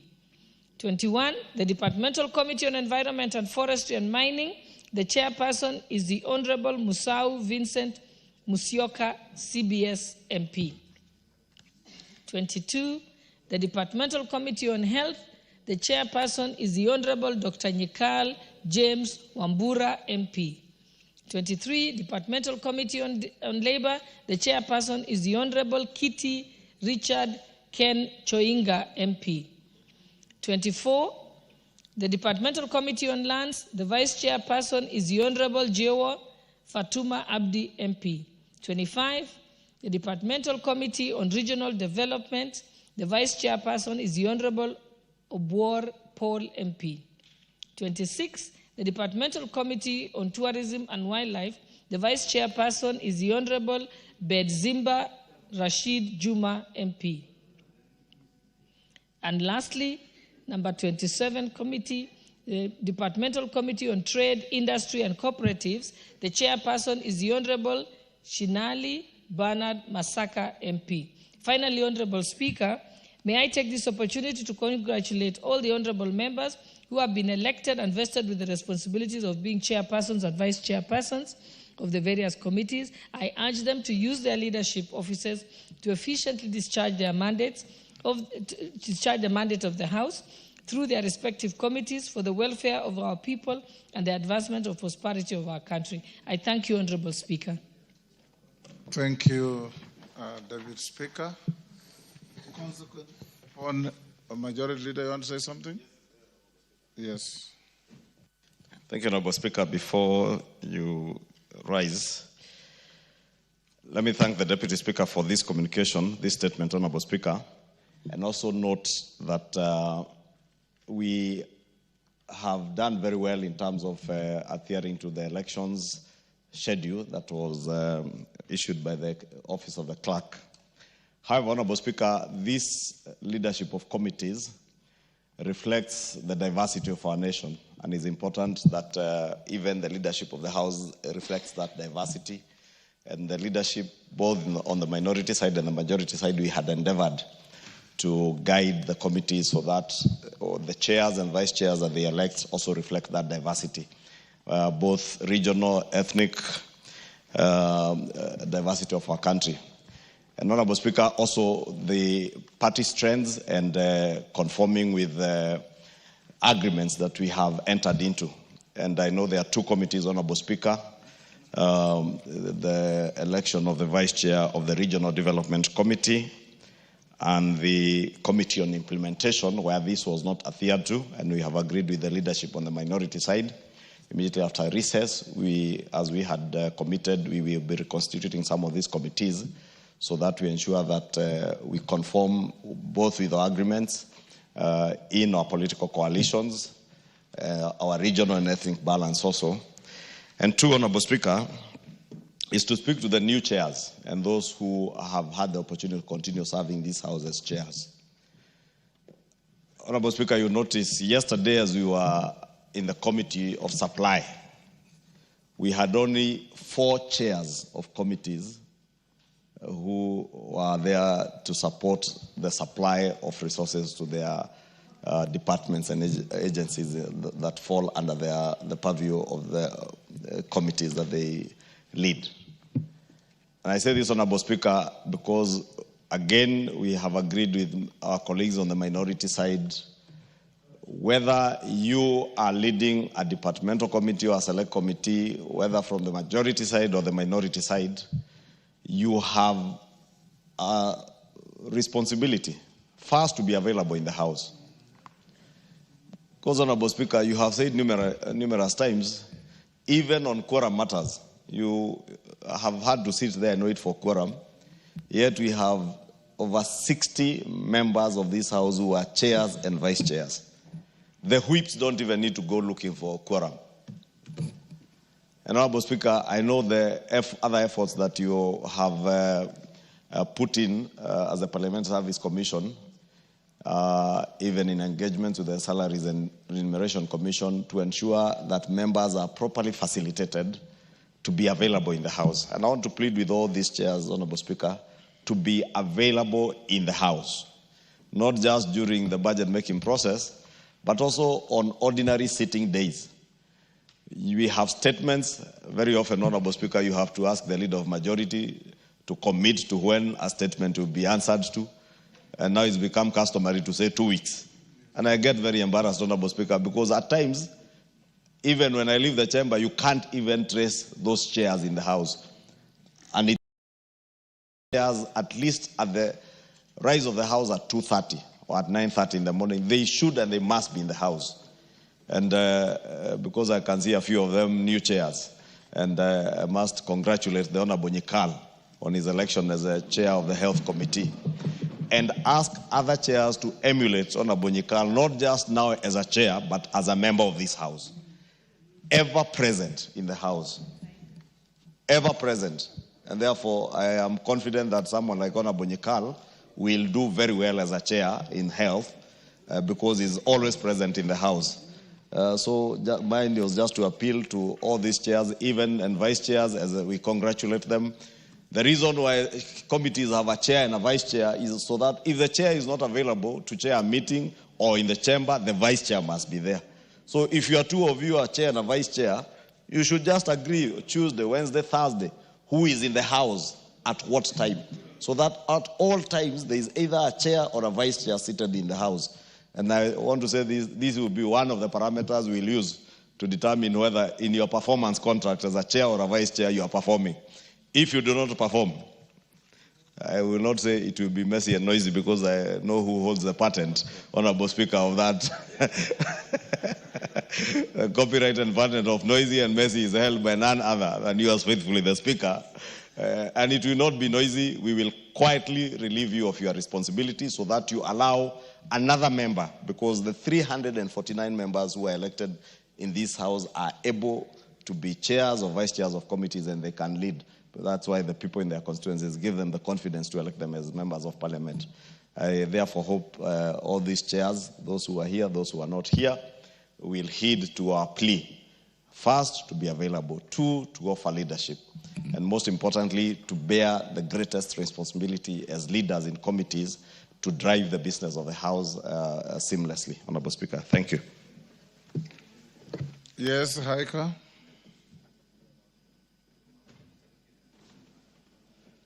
Give to Haika the mic. Thank you very much, Speaker, for this opportunity. I'm one of the chairs that I got this opportunity to serve as a chair, Diaspora and Migrant Affairs. And Speaker, I want to take this opportunity to appreciate the members for giving me that opportunity and for giving many other chairs and vice chairs opportunity to serve. With your guidance, Speaker, we want to assure the nation and also members that we are going to serve them well. We shall be guided by the Constitution and our standing orders here in the chamber, in the House. And we also going to protect the rights of Kenyans. And I also want to thank the President for uniting the country and giving us opportunity to serve in broad-based government, where even in the chambers, all members have been given an opportunity to serve. We pray that we shall serve Kenyans well. Thank you, Speaker. Thank you, honorable members. I have a short communication in pursuance to what the Deputy Speaker has communicated in a statement. Honorable members, this is a form of guidance on the newly elected chairpersons and vice chairpersons of committees. And I fully reiterate what the majority leader has said. Please take that responsibility seriously and serve the nation. Honorable members, this guide relates to the statement that has just been issued by the chairperson of the Liaison Committee, who is also the Deputy Speaker of this House, notifying the House of the duly elected chairpersons and vice chairpersons of committees following the recent reconstitution thereto. At the onset, honorable members, I wish to congratulate the newly elected leaders. As I do that, I take this opportunity to remind the new committee's leadership of the additional responsibility that has been bestowed on them. The success of the respective committees and by extension the House will largely depend on their approach to the call of duty. Moreover, honorable members, I call upon the new chairpersons and vice chairpersons to rise to the occasion and seek to steer the committees to effectively and efficiently undertake their mandate. In doing so, I encourage them to embrace collegiality, integrity, equity, and fairness in the carrying out of the affairs of the committees. Additionally, the new leadership is reminded of the great duty of oversight that is bestowed to the House by the Constitution and delegated to the committees that you now chair. The success of the fulfillment of this role will depend to a large extent on the efficiency of these committees. Only then will the welfare of society and the just government of the people be guaranteed. Having said that, honorable members, the clerk is hereby directed to immediately make arrangements to facilitate the new committee leadership in line with the Constitution, statute, and the applicable Parliamentary Service Commission resolutions. This will include provision of suitable office space for the chairpersons as well as other administrative support as necessary.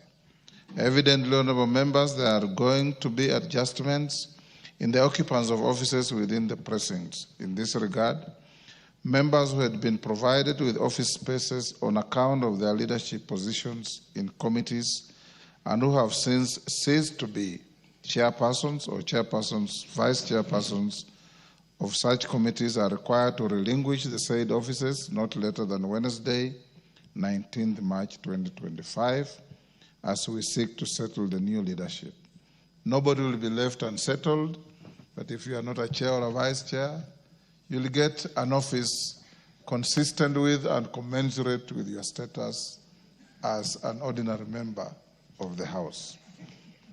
Finally, honorable members, on behalf of the leadership of the House and indeed on my own behalf, I take this opportunity to assure the new committee leadership of our joint support as they embark on undertaking the mandate and in their committees. As leadership, we hope that the chairpersons and vice chairpersons will take a keen interest in the processing of House business and be present in the House to prosecute matters under their docket. Honorable members, I also want to point out, I've always talked to the majority leader. There are just a few committees, not more than 3, 4, to whom the departments of government, the oversight, consistently come calling to the Speaker's chamber to protest the manner in which the committees handle those government officials when they appear before them.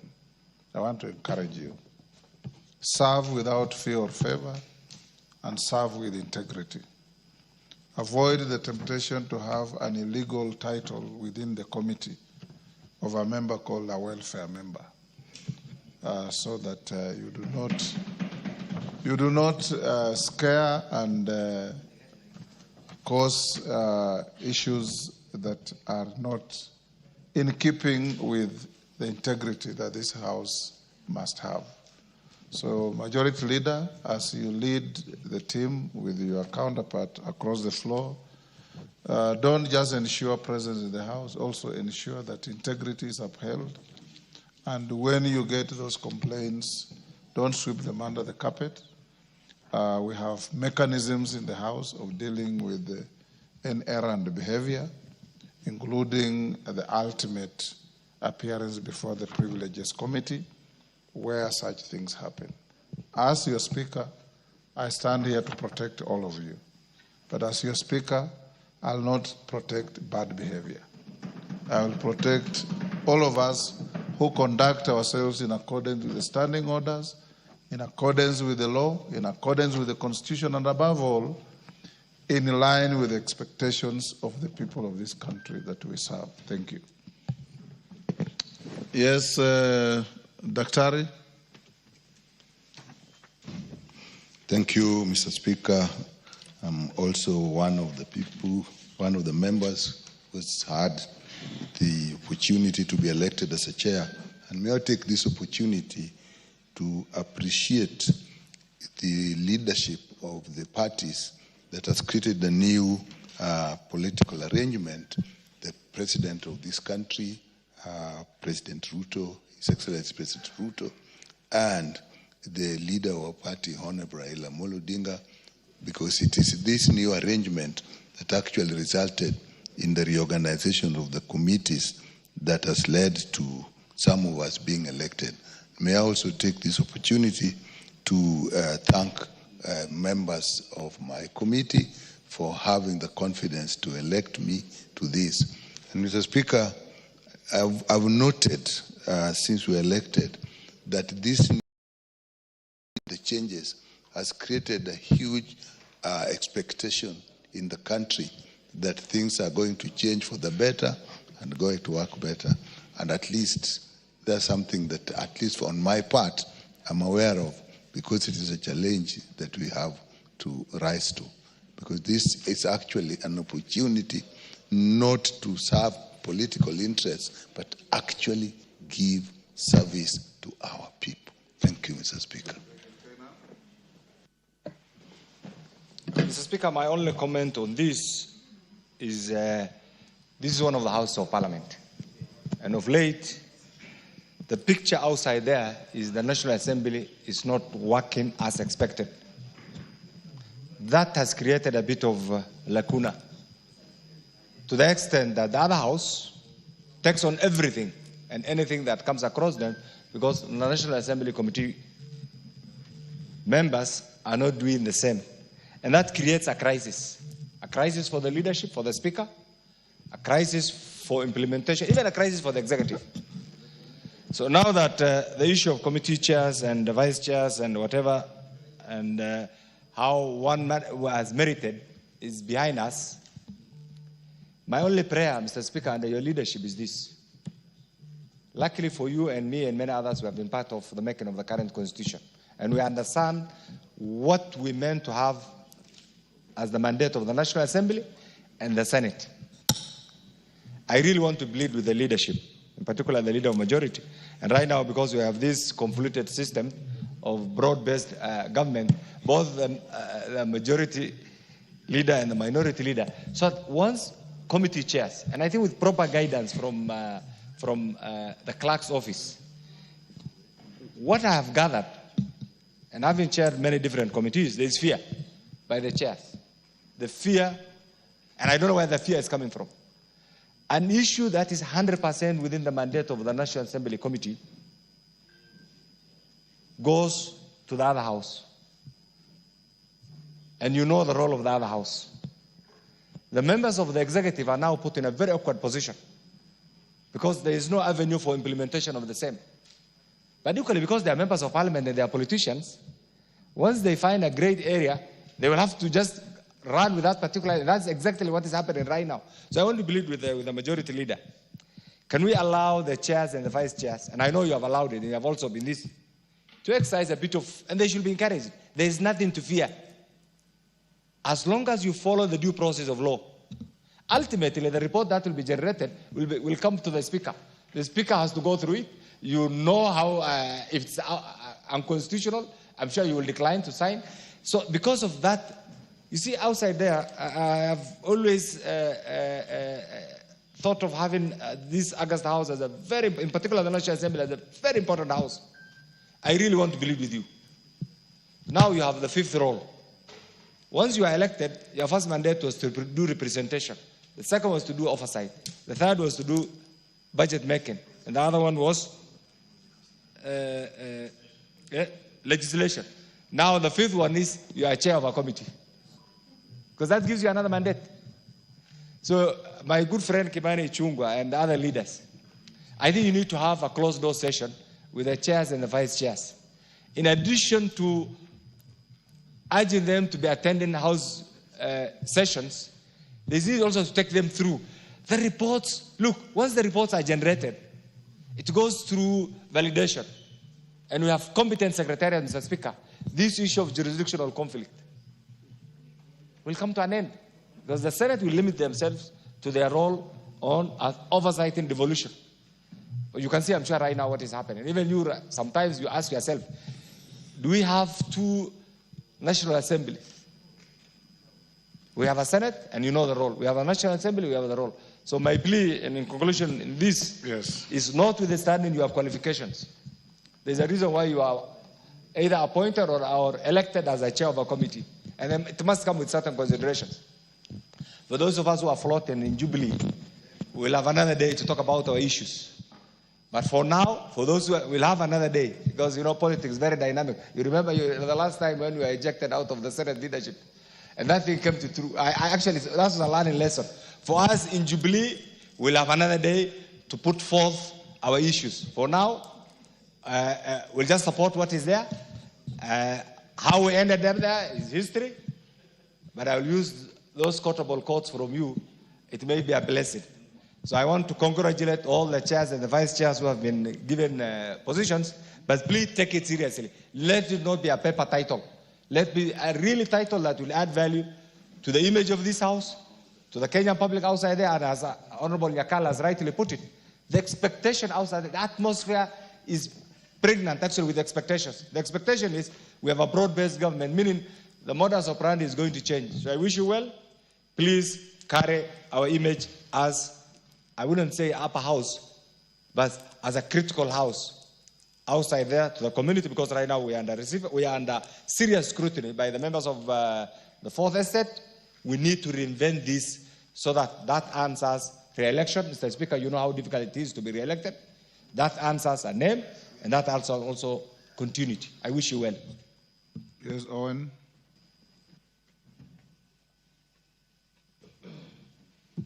There you are. Oh, this is, Okay, thank you. Honorable Speaker, I want to say thank you very much and also to congratulate the chairs that have been elected to these positions. And also, Honorable Speaker, to appreciate one thing, one fact that is very fundamental, that for the first time, the composition of the chairs and the committees have actually reflected the National Assembly in terms of the nation. That at least every community, every region has been given an opportunity to serve in a position of a chair or a vice chair. I have for many years, Honorable Speaker, looked to that opportunity where every community, every person, every region, every county has an opportunity to serve as a chair in this august house. And Honorable Speaker, I want to say this, I am glad that it is happening during our time, that you are the Speaker. I am here serving as a Deputy Majority Leader.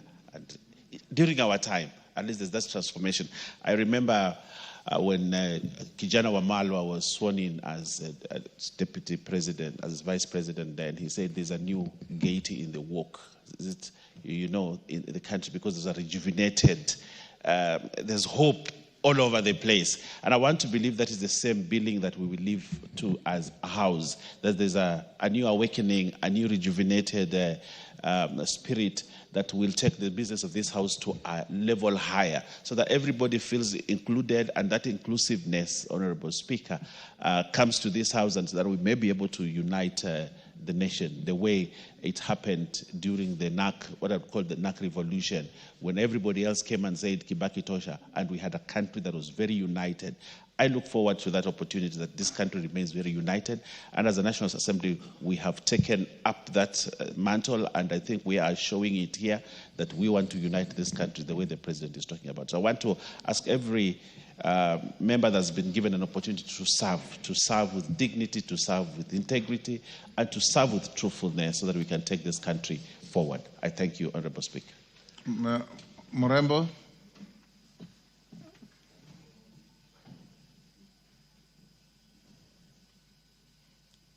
Give Honorable Murembo. It's where you are running from. Thank you, Speaker. I want to sincerely thank our President for at least honoring us as me and the others as a Vice Chair, and also to thank the leadership of the House for believing in me and for believing in us. I want to note the composition of women in the new leadership, and I want to say thank you for the leadership, also for believing in women and to deliver, and for us also as new members. I want to request that as we continue, in case there will be any realignments, we try and also consider the women. Personally, and I want to commit to serve diligently to deliver the mandate bestowed on us in the Public Debt and Privatization Committee. And I want to say we are going to be there for all the members. The members in Public Committee, Public Debt, I want to say thank you, and mine mine personally, including also the chair, I believe we shall always be there in the House, and we shall diligently be there for the leadership. Asanteni sana.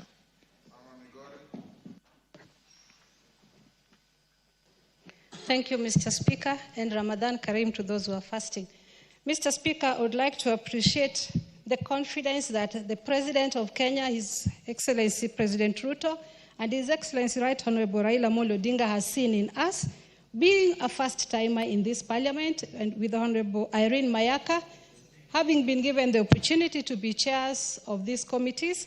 It's a great honor, and we don't take it for granted.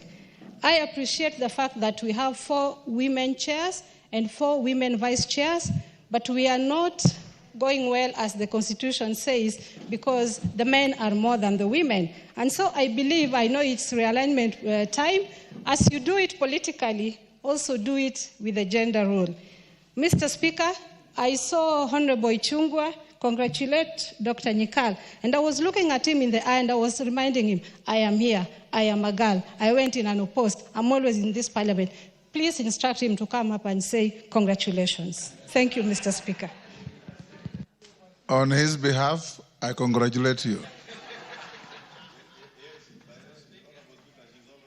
Yes, and you have been re-elected or reaffirmed. So that creates an even greater degree of confidence that you enjoy. Yes, same as Haika. Yes, Naomi? Thank you, Honorable Speaker, for giving me this opportunity. I just want to congratulate the new chairs and also those who have been there before and wish them the best, and also request them to give their best to the nation. Honorable Speaker, everything depends, the performance, the success of this House depends on the leadership. And the chairs are the leaders of every committee, and that means the performance of every committee highly depends on the chairs. And mine is just to say we need your support, we need your commitment as also leadership in the House. Many of you have been so committed, others are here from morning to evening, and I just want to say thank you for those people who have always been in the House supporting and debating on different bills, as I also wish the new members the best, and also request that let us be in the House as we are expected from the time that we get in to the time that we are supposed to end. Thank you, Honorable Speaker, and I'm happy that many women have been given the opportunity to be chairs. Only 4, but that is also good. We need to appreciate our president and the leadership. That is her opinion. That is my opinion. Yes. If you want to refute, you can stand and do that. As I finish, Honorable Speaker, I want to congratulate our president who has opened, his hands and accommodated, and just to make sure that the country unites and moves together is something that is giving us a lot of hope. I am now confident that Kenya is one and a united nation. Congratulations to our president, and continue doing that. Remember, more ladies, more women in other appointments. Thank you, Honorable Speaker. Evo Bara. Thank you, Mr. Speaker. May I also add my voice and thank my committee for electing me the vice chair of the committee. It was indeed an honor to be entrusted with the responsibility, Mr. Speaker, and I commit to put my best foot forward. Most importantly, Mr. Speaker, may I extend my deepest appreciation to our two leaders, His Excellency President William Ruto, and our party leader, His Excellency Raila Amolo Odinga, for embracing the spirit of inclusivity. What we have here is the face of Kenya. Women, political parties, and that is what we call inclusion. Thank you very much. May God bless Kenya. Chematia. Thank you, Mr. Speaker, and I also want to congratulate those who have been appointed to serve as chairs and vice chairs. But I have a lot of concern, Mr. Speaker, on the disparity on the gender in Parliament. Honestly, Mr. Speaker, if you look at the departmental committees, out of almost 20, you only have one led by Honorable Alice Ng'ang'a. And you probably have, in the select committees, you probably have around 2 or 3. Out of 60, you just had the leader of majority saying the number of chairs and vice chairs in the House are almost 60. It is not fair. Honestly, it's not fair. We probably, in the future, or we can even reconstitute this coming, when we come back, that at least we should have at least 20 women. both chairs and vice chairs. This house will have no problem in quorum. The reason why we have problems in quorum is because most of the chairs are men and the vice chairs are also men. They are always busy doing a lot of deals out there. We are here always on time, and we give quorum most of the time. If you give us opportunity today, we will serve this parliament more, and you will never have issues there is a point of order from Elisha. Thank you, Mr. Speaker. Yes. Inferring from the statement of the Honorable Chematia, it would appear that the members who have been elected as chair and vice chair persons were appointed, not elected. I think ask more women to go for these elective positions and make sure they muscle the membership of those committees so that they're elected. They're not appointed. Thank you. Chematia, are you through? I am not. I also want to infer back and tell him, if you listen to all of them, they are always they are referring to the appointive authority. That means there's always a way that they are guided when their elections are done in the committees. I want to ask members that in the future we are all members of parliament. We can do these jobs more better than some of the men. Chematia, are you the only stranger in Jerusalem? Mutunga. Thank you, Honourable Speaker. Honourable Speaker, I would like to start where Chematia has left. Honourable Speaker, I've listened to the members very carefully, and they are thanking the two principals for creating that opportunity, not necessarily for the specific positions that people have been given. Honourable Speaker, we are living in a very difficult time that requires very difficult decisions to be made. And I would like to thank the Honourable Dr. William Ruto and Honourable Raila Odinga for realizing that Kenya really needs to be united. When times are difficult, people need to move together. If there's anything we need at this particular point in time is a working government and a very difficult economic, situations. So, Honourable Speaker, I hope and believe that going forward, that we shall be a house that will be remembered for coming up with the best of laws, extremely objective laws. At some point in time, we imagine that some of us feel like they are supporting government. They are not really doing the work they're supposed to do. And I believe that, Honourable Speaker, from now moving forward, in view of the distribution of the leadership of the House, everybody will be objective. I have in mind the finance bill, and I don't want to revisit that particular bill. I don't think as a House we were actually objective in our debate. We lost that bill, not because it was really bad, it is because we decided not to be objective as a House. Honourable Speaker, moving forward, and now that we are together as a House, let us support this government to deliver, because we are in government, all of us. And I hope that whatever laws we make in this House going forward will be laws to benefit the Kenyans. Kenyans are watching, and Kenyans need to have confidence in this House. Thank you, Honourable Speaker. Jared. I thank you very much, Honourable Speaker. Let me join my colleagues also to congratulate those who have been elected as chairs and their respective vice chairs. And we hope and pray that you will deliver on the promises we make both as a House and the executive wing of the government, Honourable Speaker. Honourable Speaker, I was asking Dr. Nyikal, who has been elected chair of health, whether it was wrong to devolve health. Because from the look of things, the governors who have been given the mandate to deliver on health matters, most of them do not understand their roles, Honourable Speaker. Then the ministry was to be, at the national level, have the policy making that will then guide the implementation. So we have a disconnect with the implementers who are governors on the ground, therefore making the ministry look so bad when exactly the problem comes from the ground, Honourable Speaker.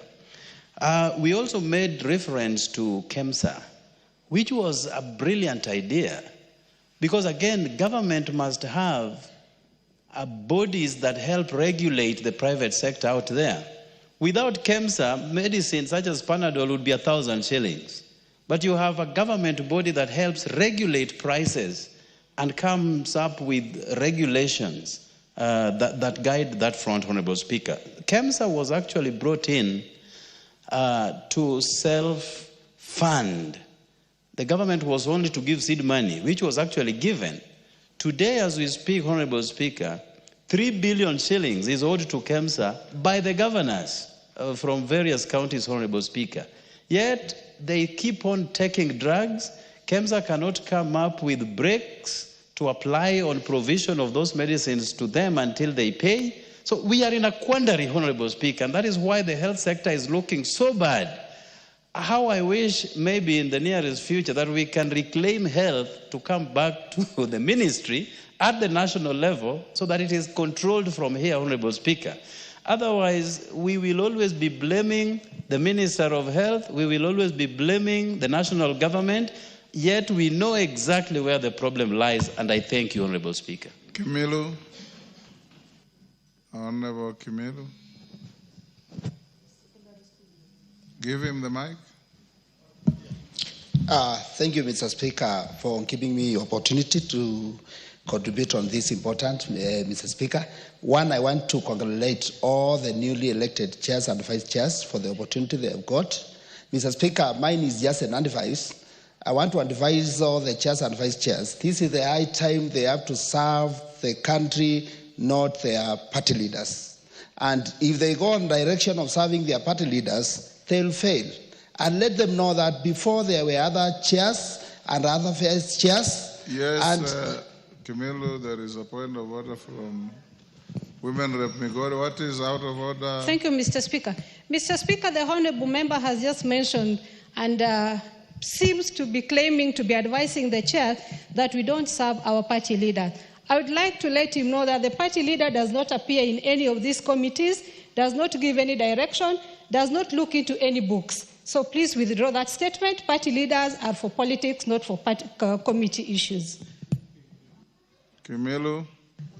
Thank you, Mr. Speaker. Mr. Speaker, allow me to ignore my colleague and assume nothing has happened because the advice he's giving me, I'm not taking it. Because the advice is that we know every member in this house comes from a certain party, and we are party leaders. And my advice is, let's serve Kenyans. Let's not consider the directive of our party leaders. As they give us directions, we also need to consider Kenyans because we are here to serve Kenyans. And that's why I've said that, Mr. Speaker, before there were chairs, vice chairs, who served this country. So, Mr. Speaker, it's important, as members of parliament, when we leave this house, we need to leave legacy. I know that when I was the chair of this committee, I delivered on this to Kenyans. So, Mr. Speaker, I had nothing bad, but I wanted just to give an advice, Mr. Speaker. And I want to congratulate them and thank them and tell them for the coming 2.5 years, we need to see their work. Thank you, Mr. Speaker. Yes, Evo Barra. Thank you very much, Mr. Speaker. It is important to realize that there is something called goodwill. And if there was no goodwill from the leadership, we would not be here talking about inclusion. And that is what I need to advise my colleague here. Goodwill is what is lacking. And we have it now. So we must ride on this goodwill and make sure that whatever we do here is for Kenya. Thank you. Ariko? Yes. Hold, Ariko, there is another point of order. Haika? Mr. Speaker, I wish Honorable Kimilu will clarify what he means by serving our party leaders, because to my understanding, even the party leaders are Kenyans that we are going to serve. So I don't know what he really means by serving our party leaders. If he can clarify, maybe for this house to be able to understand. Ariko? I'm sure you know what he meant. Thank you, Honorable Speaker, for this opportunity. Honorable Speaker, I want to take this opportunity on behalf of the people of Turkana South and the great people of Turkana County to appreciate the two party leaders, His Excellency Dr. William Samoei. You hear that? Go on. His Excellency Dr. William Samoei Ruto and his Right Honorable Engineer Raila Amolo Odinga for having goodwill to give 2 positions to the people of Turkana. That is Honorable Epuyo and Honorable Dr. Ariko as chair and vice chair, respectively, in their respective committees. Honorable Chair, I want also again to thank His Excellency Dr. William Samoei Ruto for considering all Kenyans as shareholders in his government. The broad-based government or relationship that we've seen in this country will bring peace. I thought you impeached somebody for saying Kenya is a country of shareholders.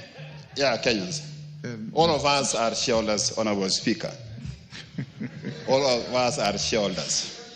So I don't want to say one region is a shareholder, but all of us, by virtue of making contributions to this nation in one way or another, we are all shareholders. So that's why I want to say thank you. Thanks to the President of the Republic of Kenya. Honorable Speaker, I've been elected as Vice Chair of Public Investment Committee on Commercial Affairs and Energy. I know I've been informed this committee has a backlog that needs to be cleared.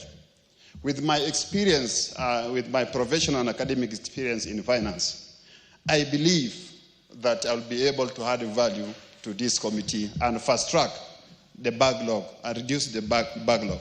Honorable Speaker, I know this country has invested a lot in a number of agencies.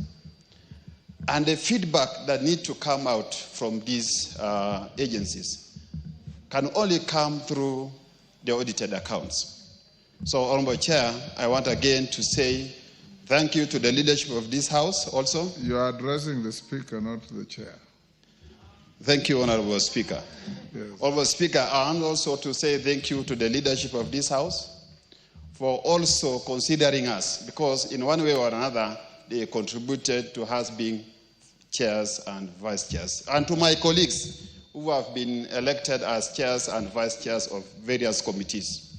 It is our responsibility, as the Speaker has already pronounced, we need to be present in these committees so that we execute the matters of our respective committees. Thank you, Chair.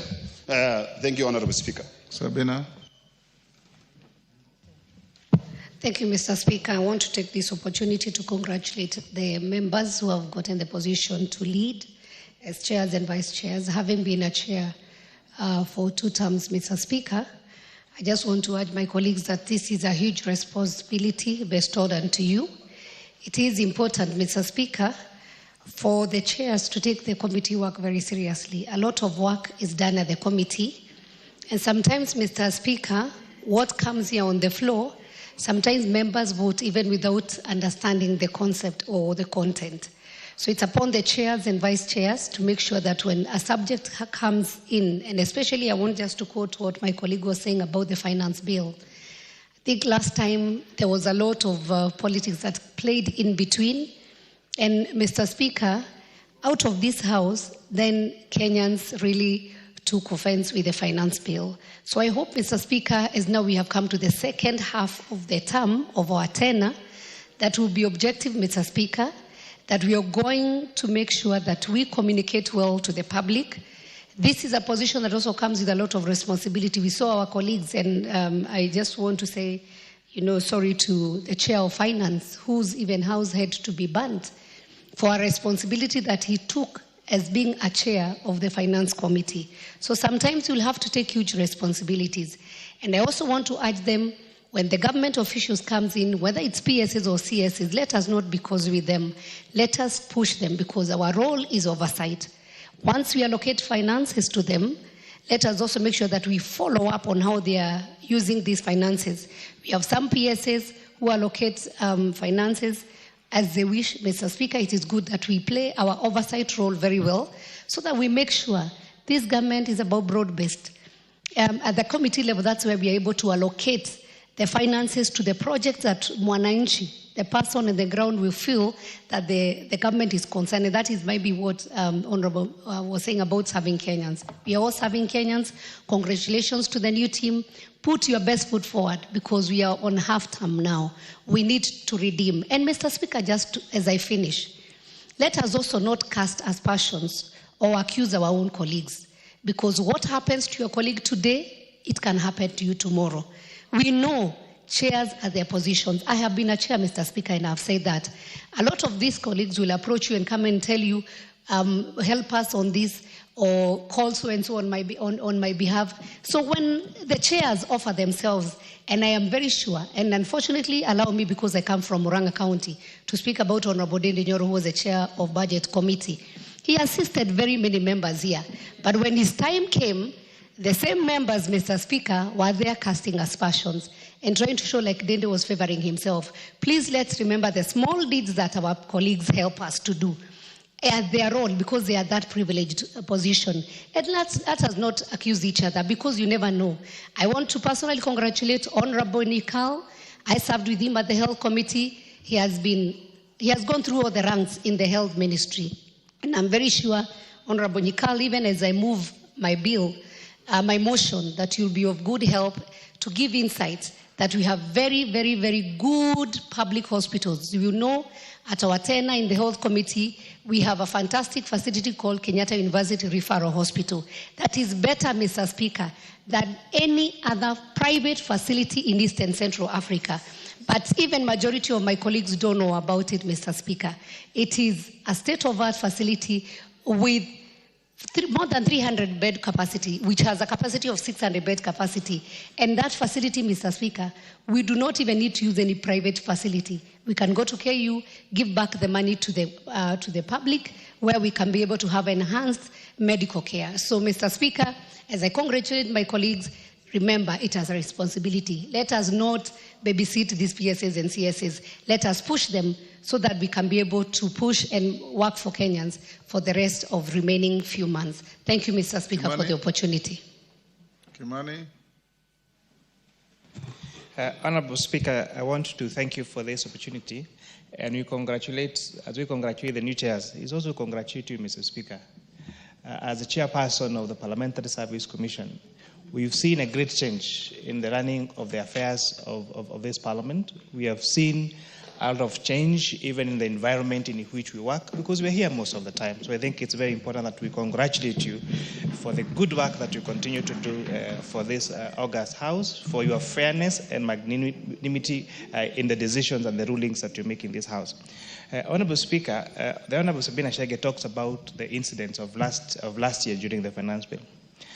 As we move forward as a House, I would really urge us to be very sober when you're having these conversations, whether in the House or outside there. Honorable Speaker, the events of last year, August, left some of our families completely devastated.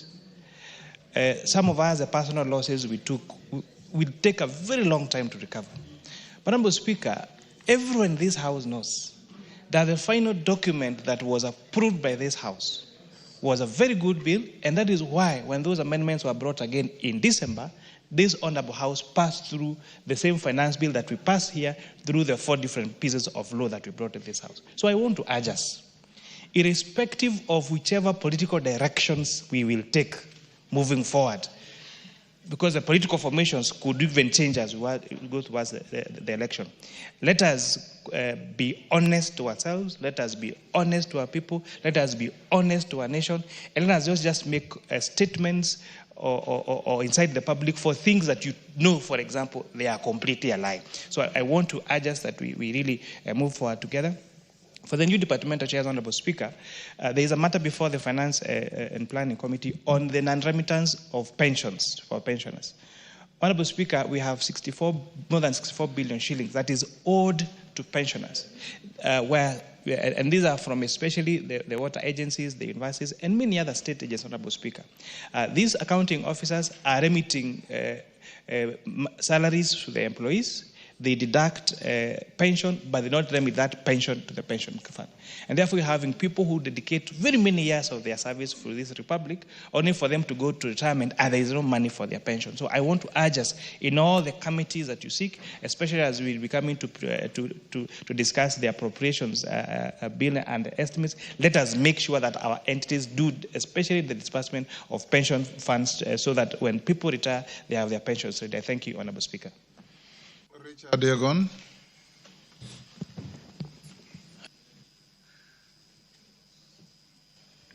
Thank you very much, Mr. Speaker. I would also like to take this opportunity to congratulate those who have been elected as chairs and the vice chairs of various committees.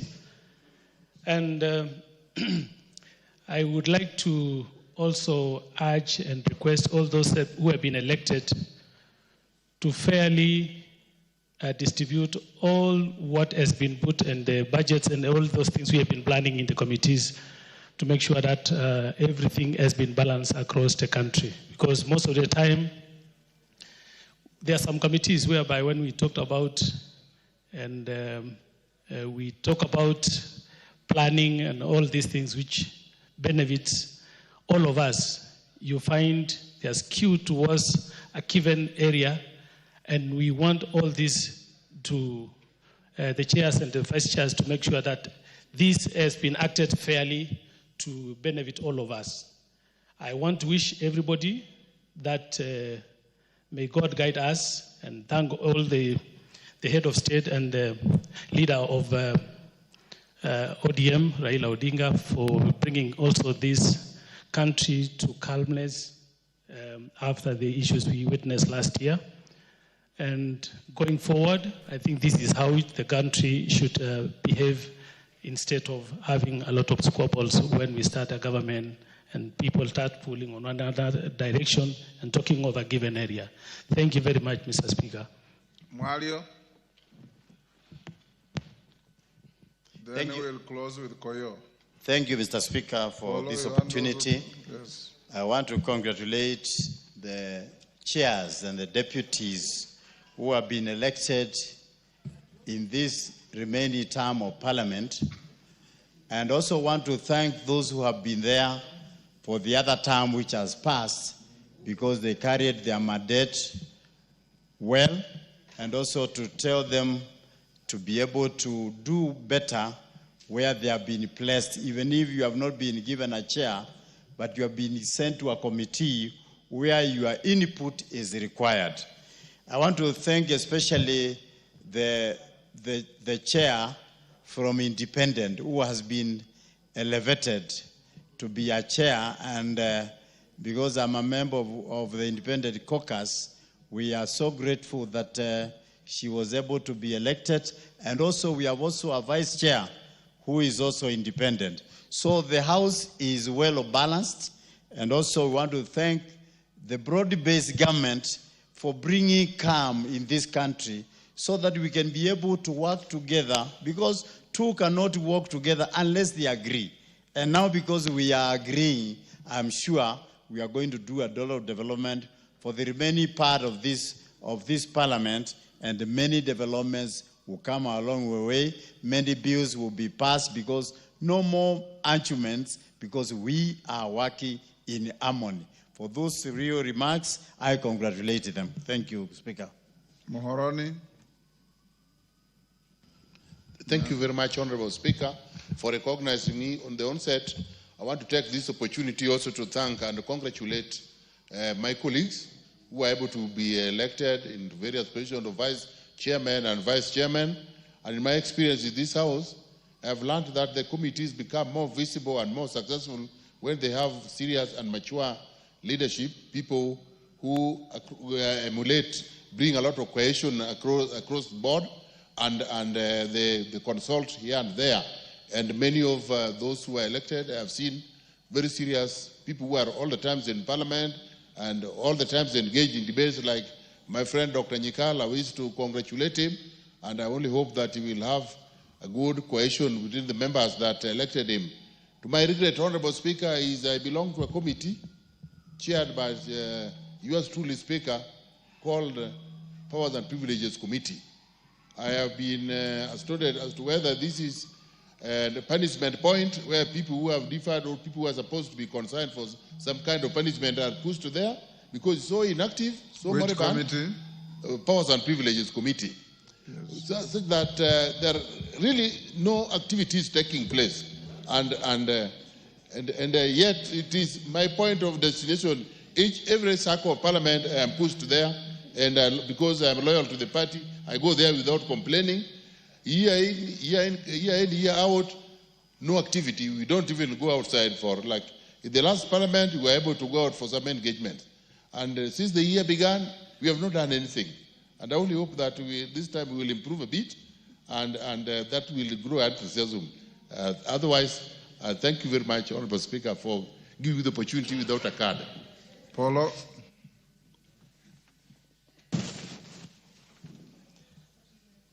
Thank you, Mr. Speaker, for giving me this opportunity. And on the onset, let me join my colleagues in congratulating the chairs and vice chairs of various committees. And in exception, Mr. Speaker, I'm really very happy that I hear people complaining about their committees. But right now, I'm very proud that even in this house, I have both my chairs, Kuria Kimani right here, and Fatuma Full Network. And their commitment in our committees, I take exception of Kuria Kimani, who really, when we have committee meetings, he can sit from morning to evening. I sometimes even wonder when he goes to receive the call of nature because I don't see him even standing up. So he's given a lot of commitment to the committee. And I urge all chairpersons to give that same commitment and actually also understanding his work. So when the Honorable Sabina talked about the unfortunate incidents that happened to him because of the finance bill, I also regret that fact because he took a lot of his time, him being a CPA, to actually analyze and put on toes also all the stakeholders who are coming to bring their proposals. And in the final draft, I believe it was a very good one because I'm also part of the committee members. So it was so unfortunate, and on behalf of all of us and the members, it was unfortunate that he had to pass what he underwent. So, Pole, Chair. Let me also congratulate our principals, Mr. Speaker, for uniting Kenya, and at least we can now see new faces in leadership.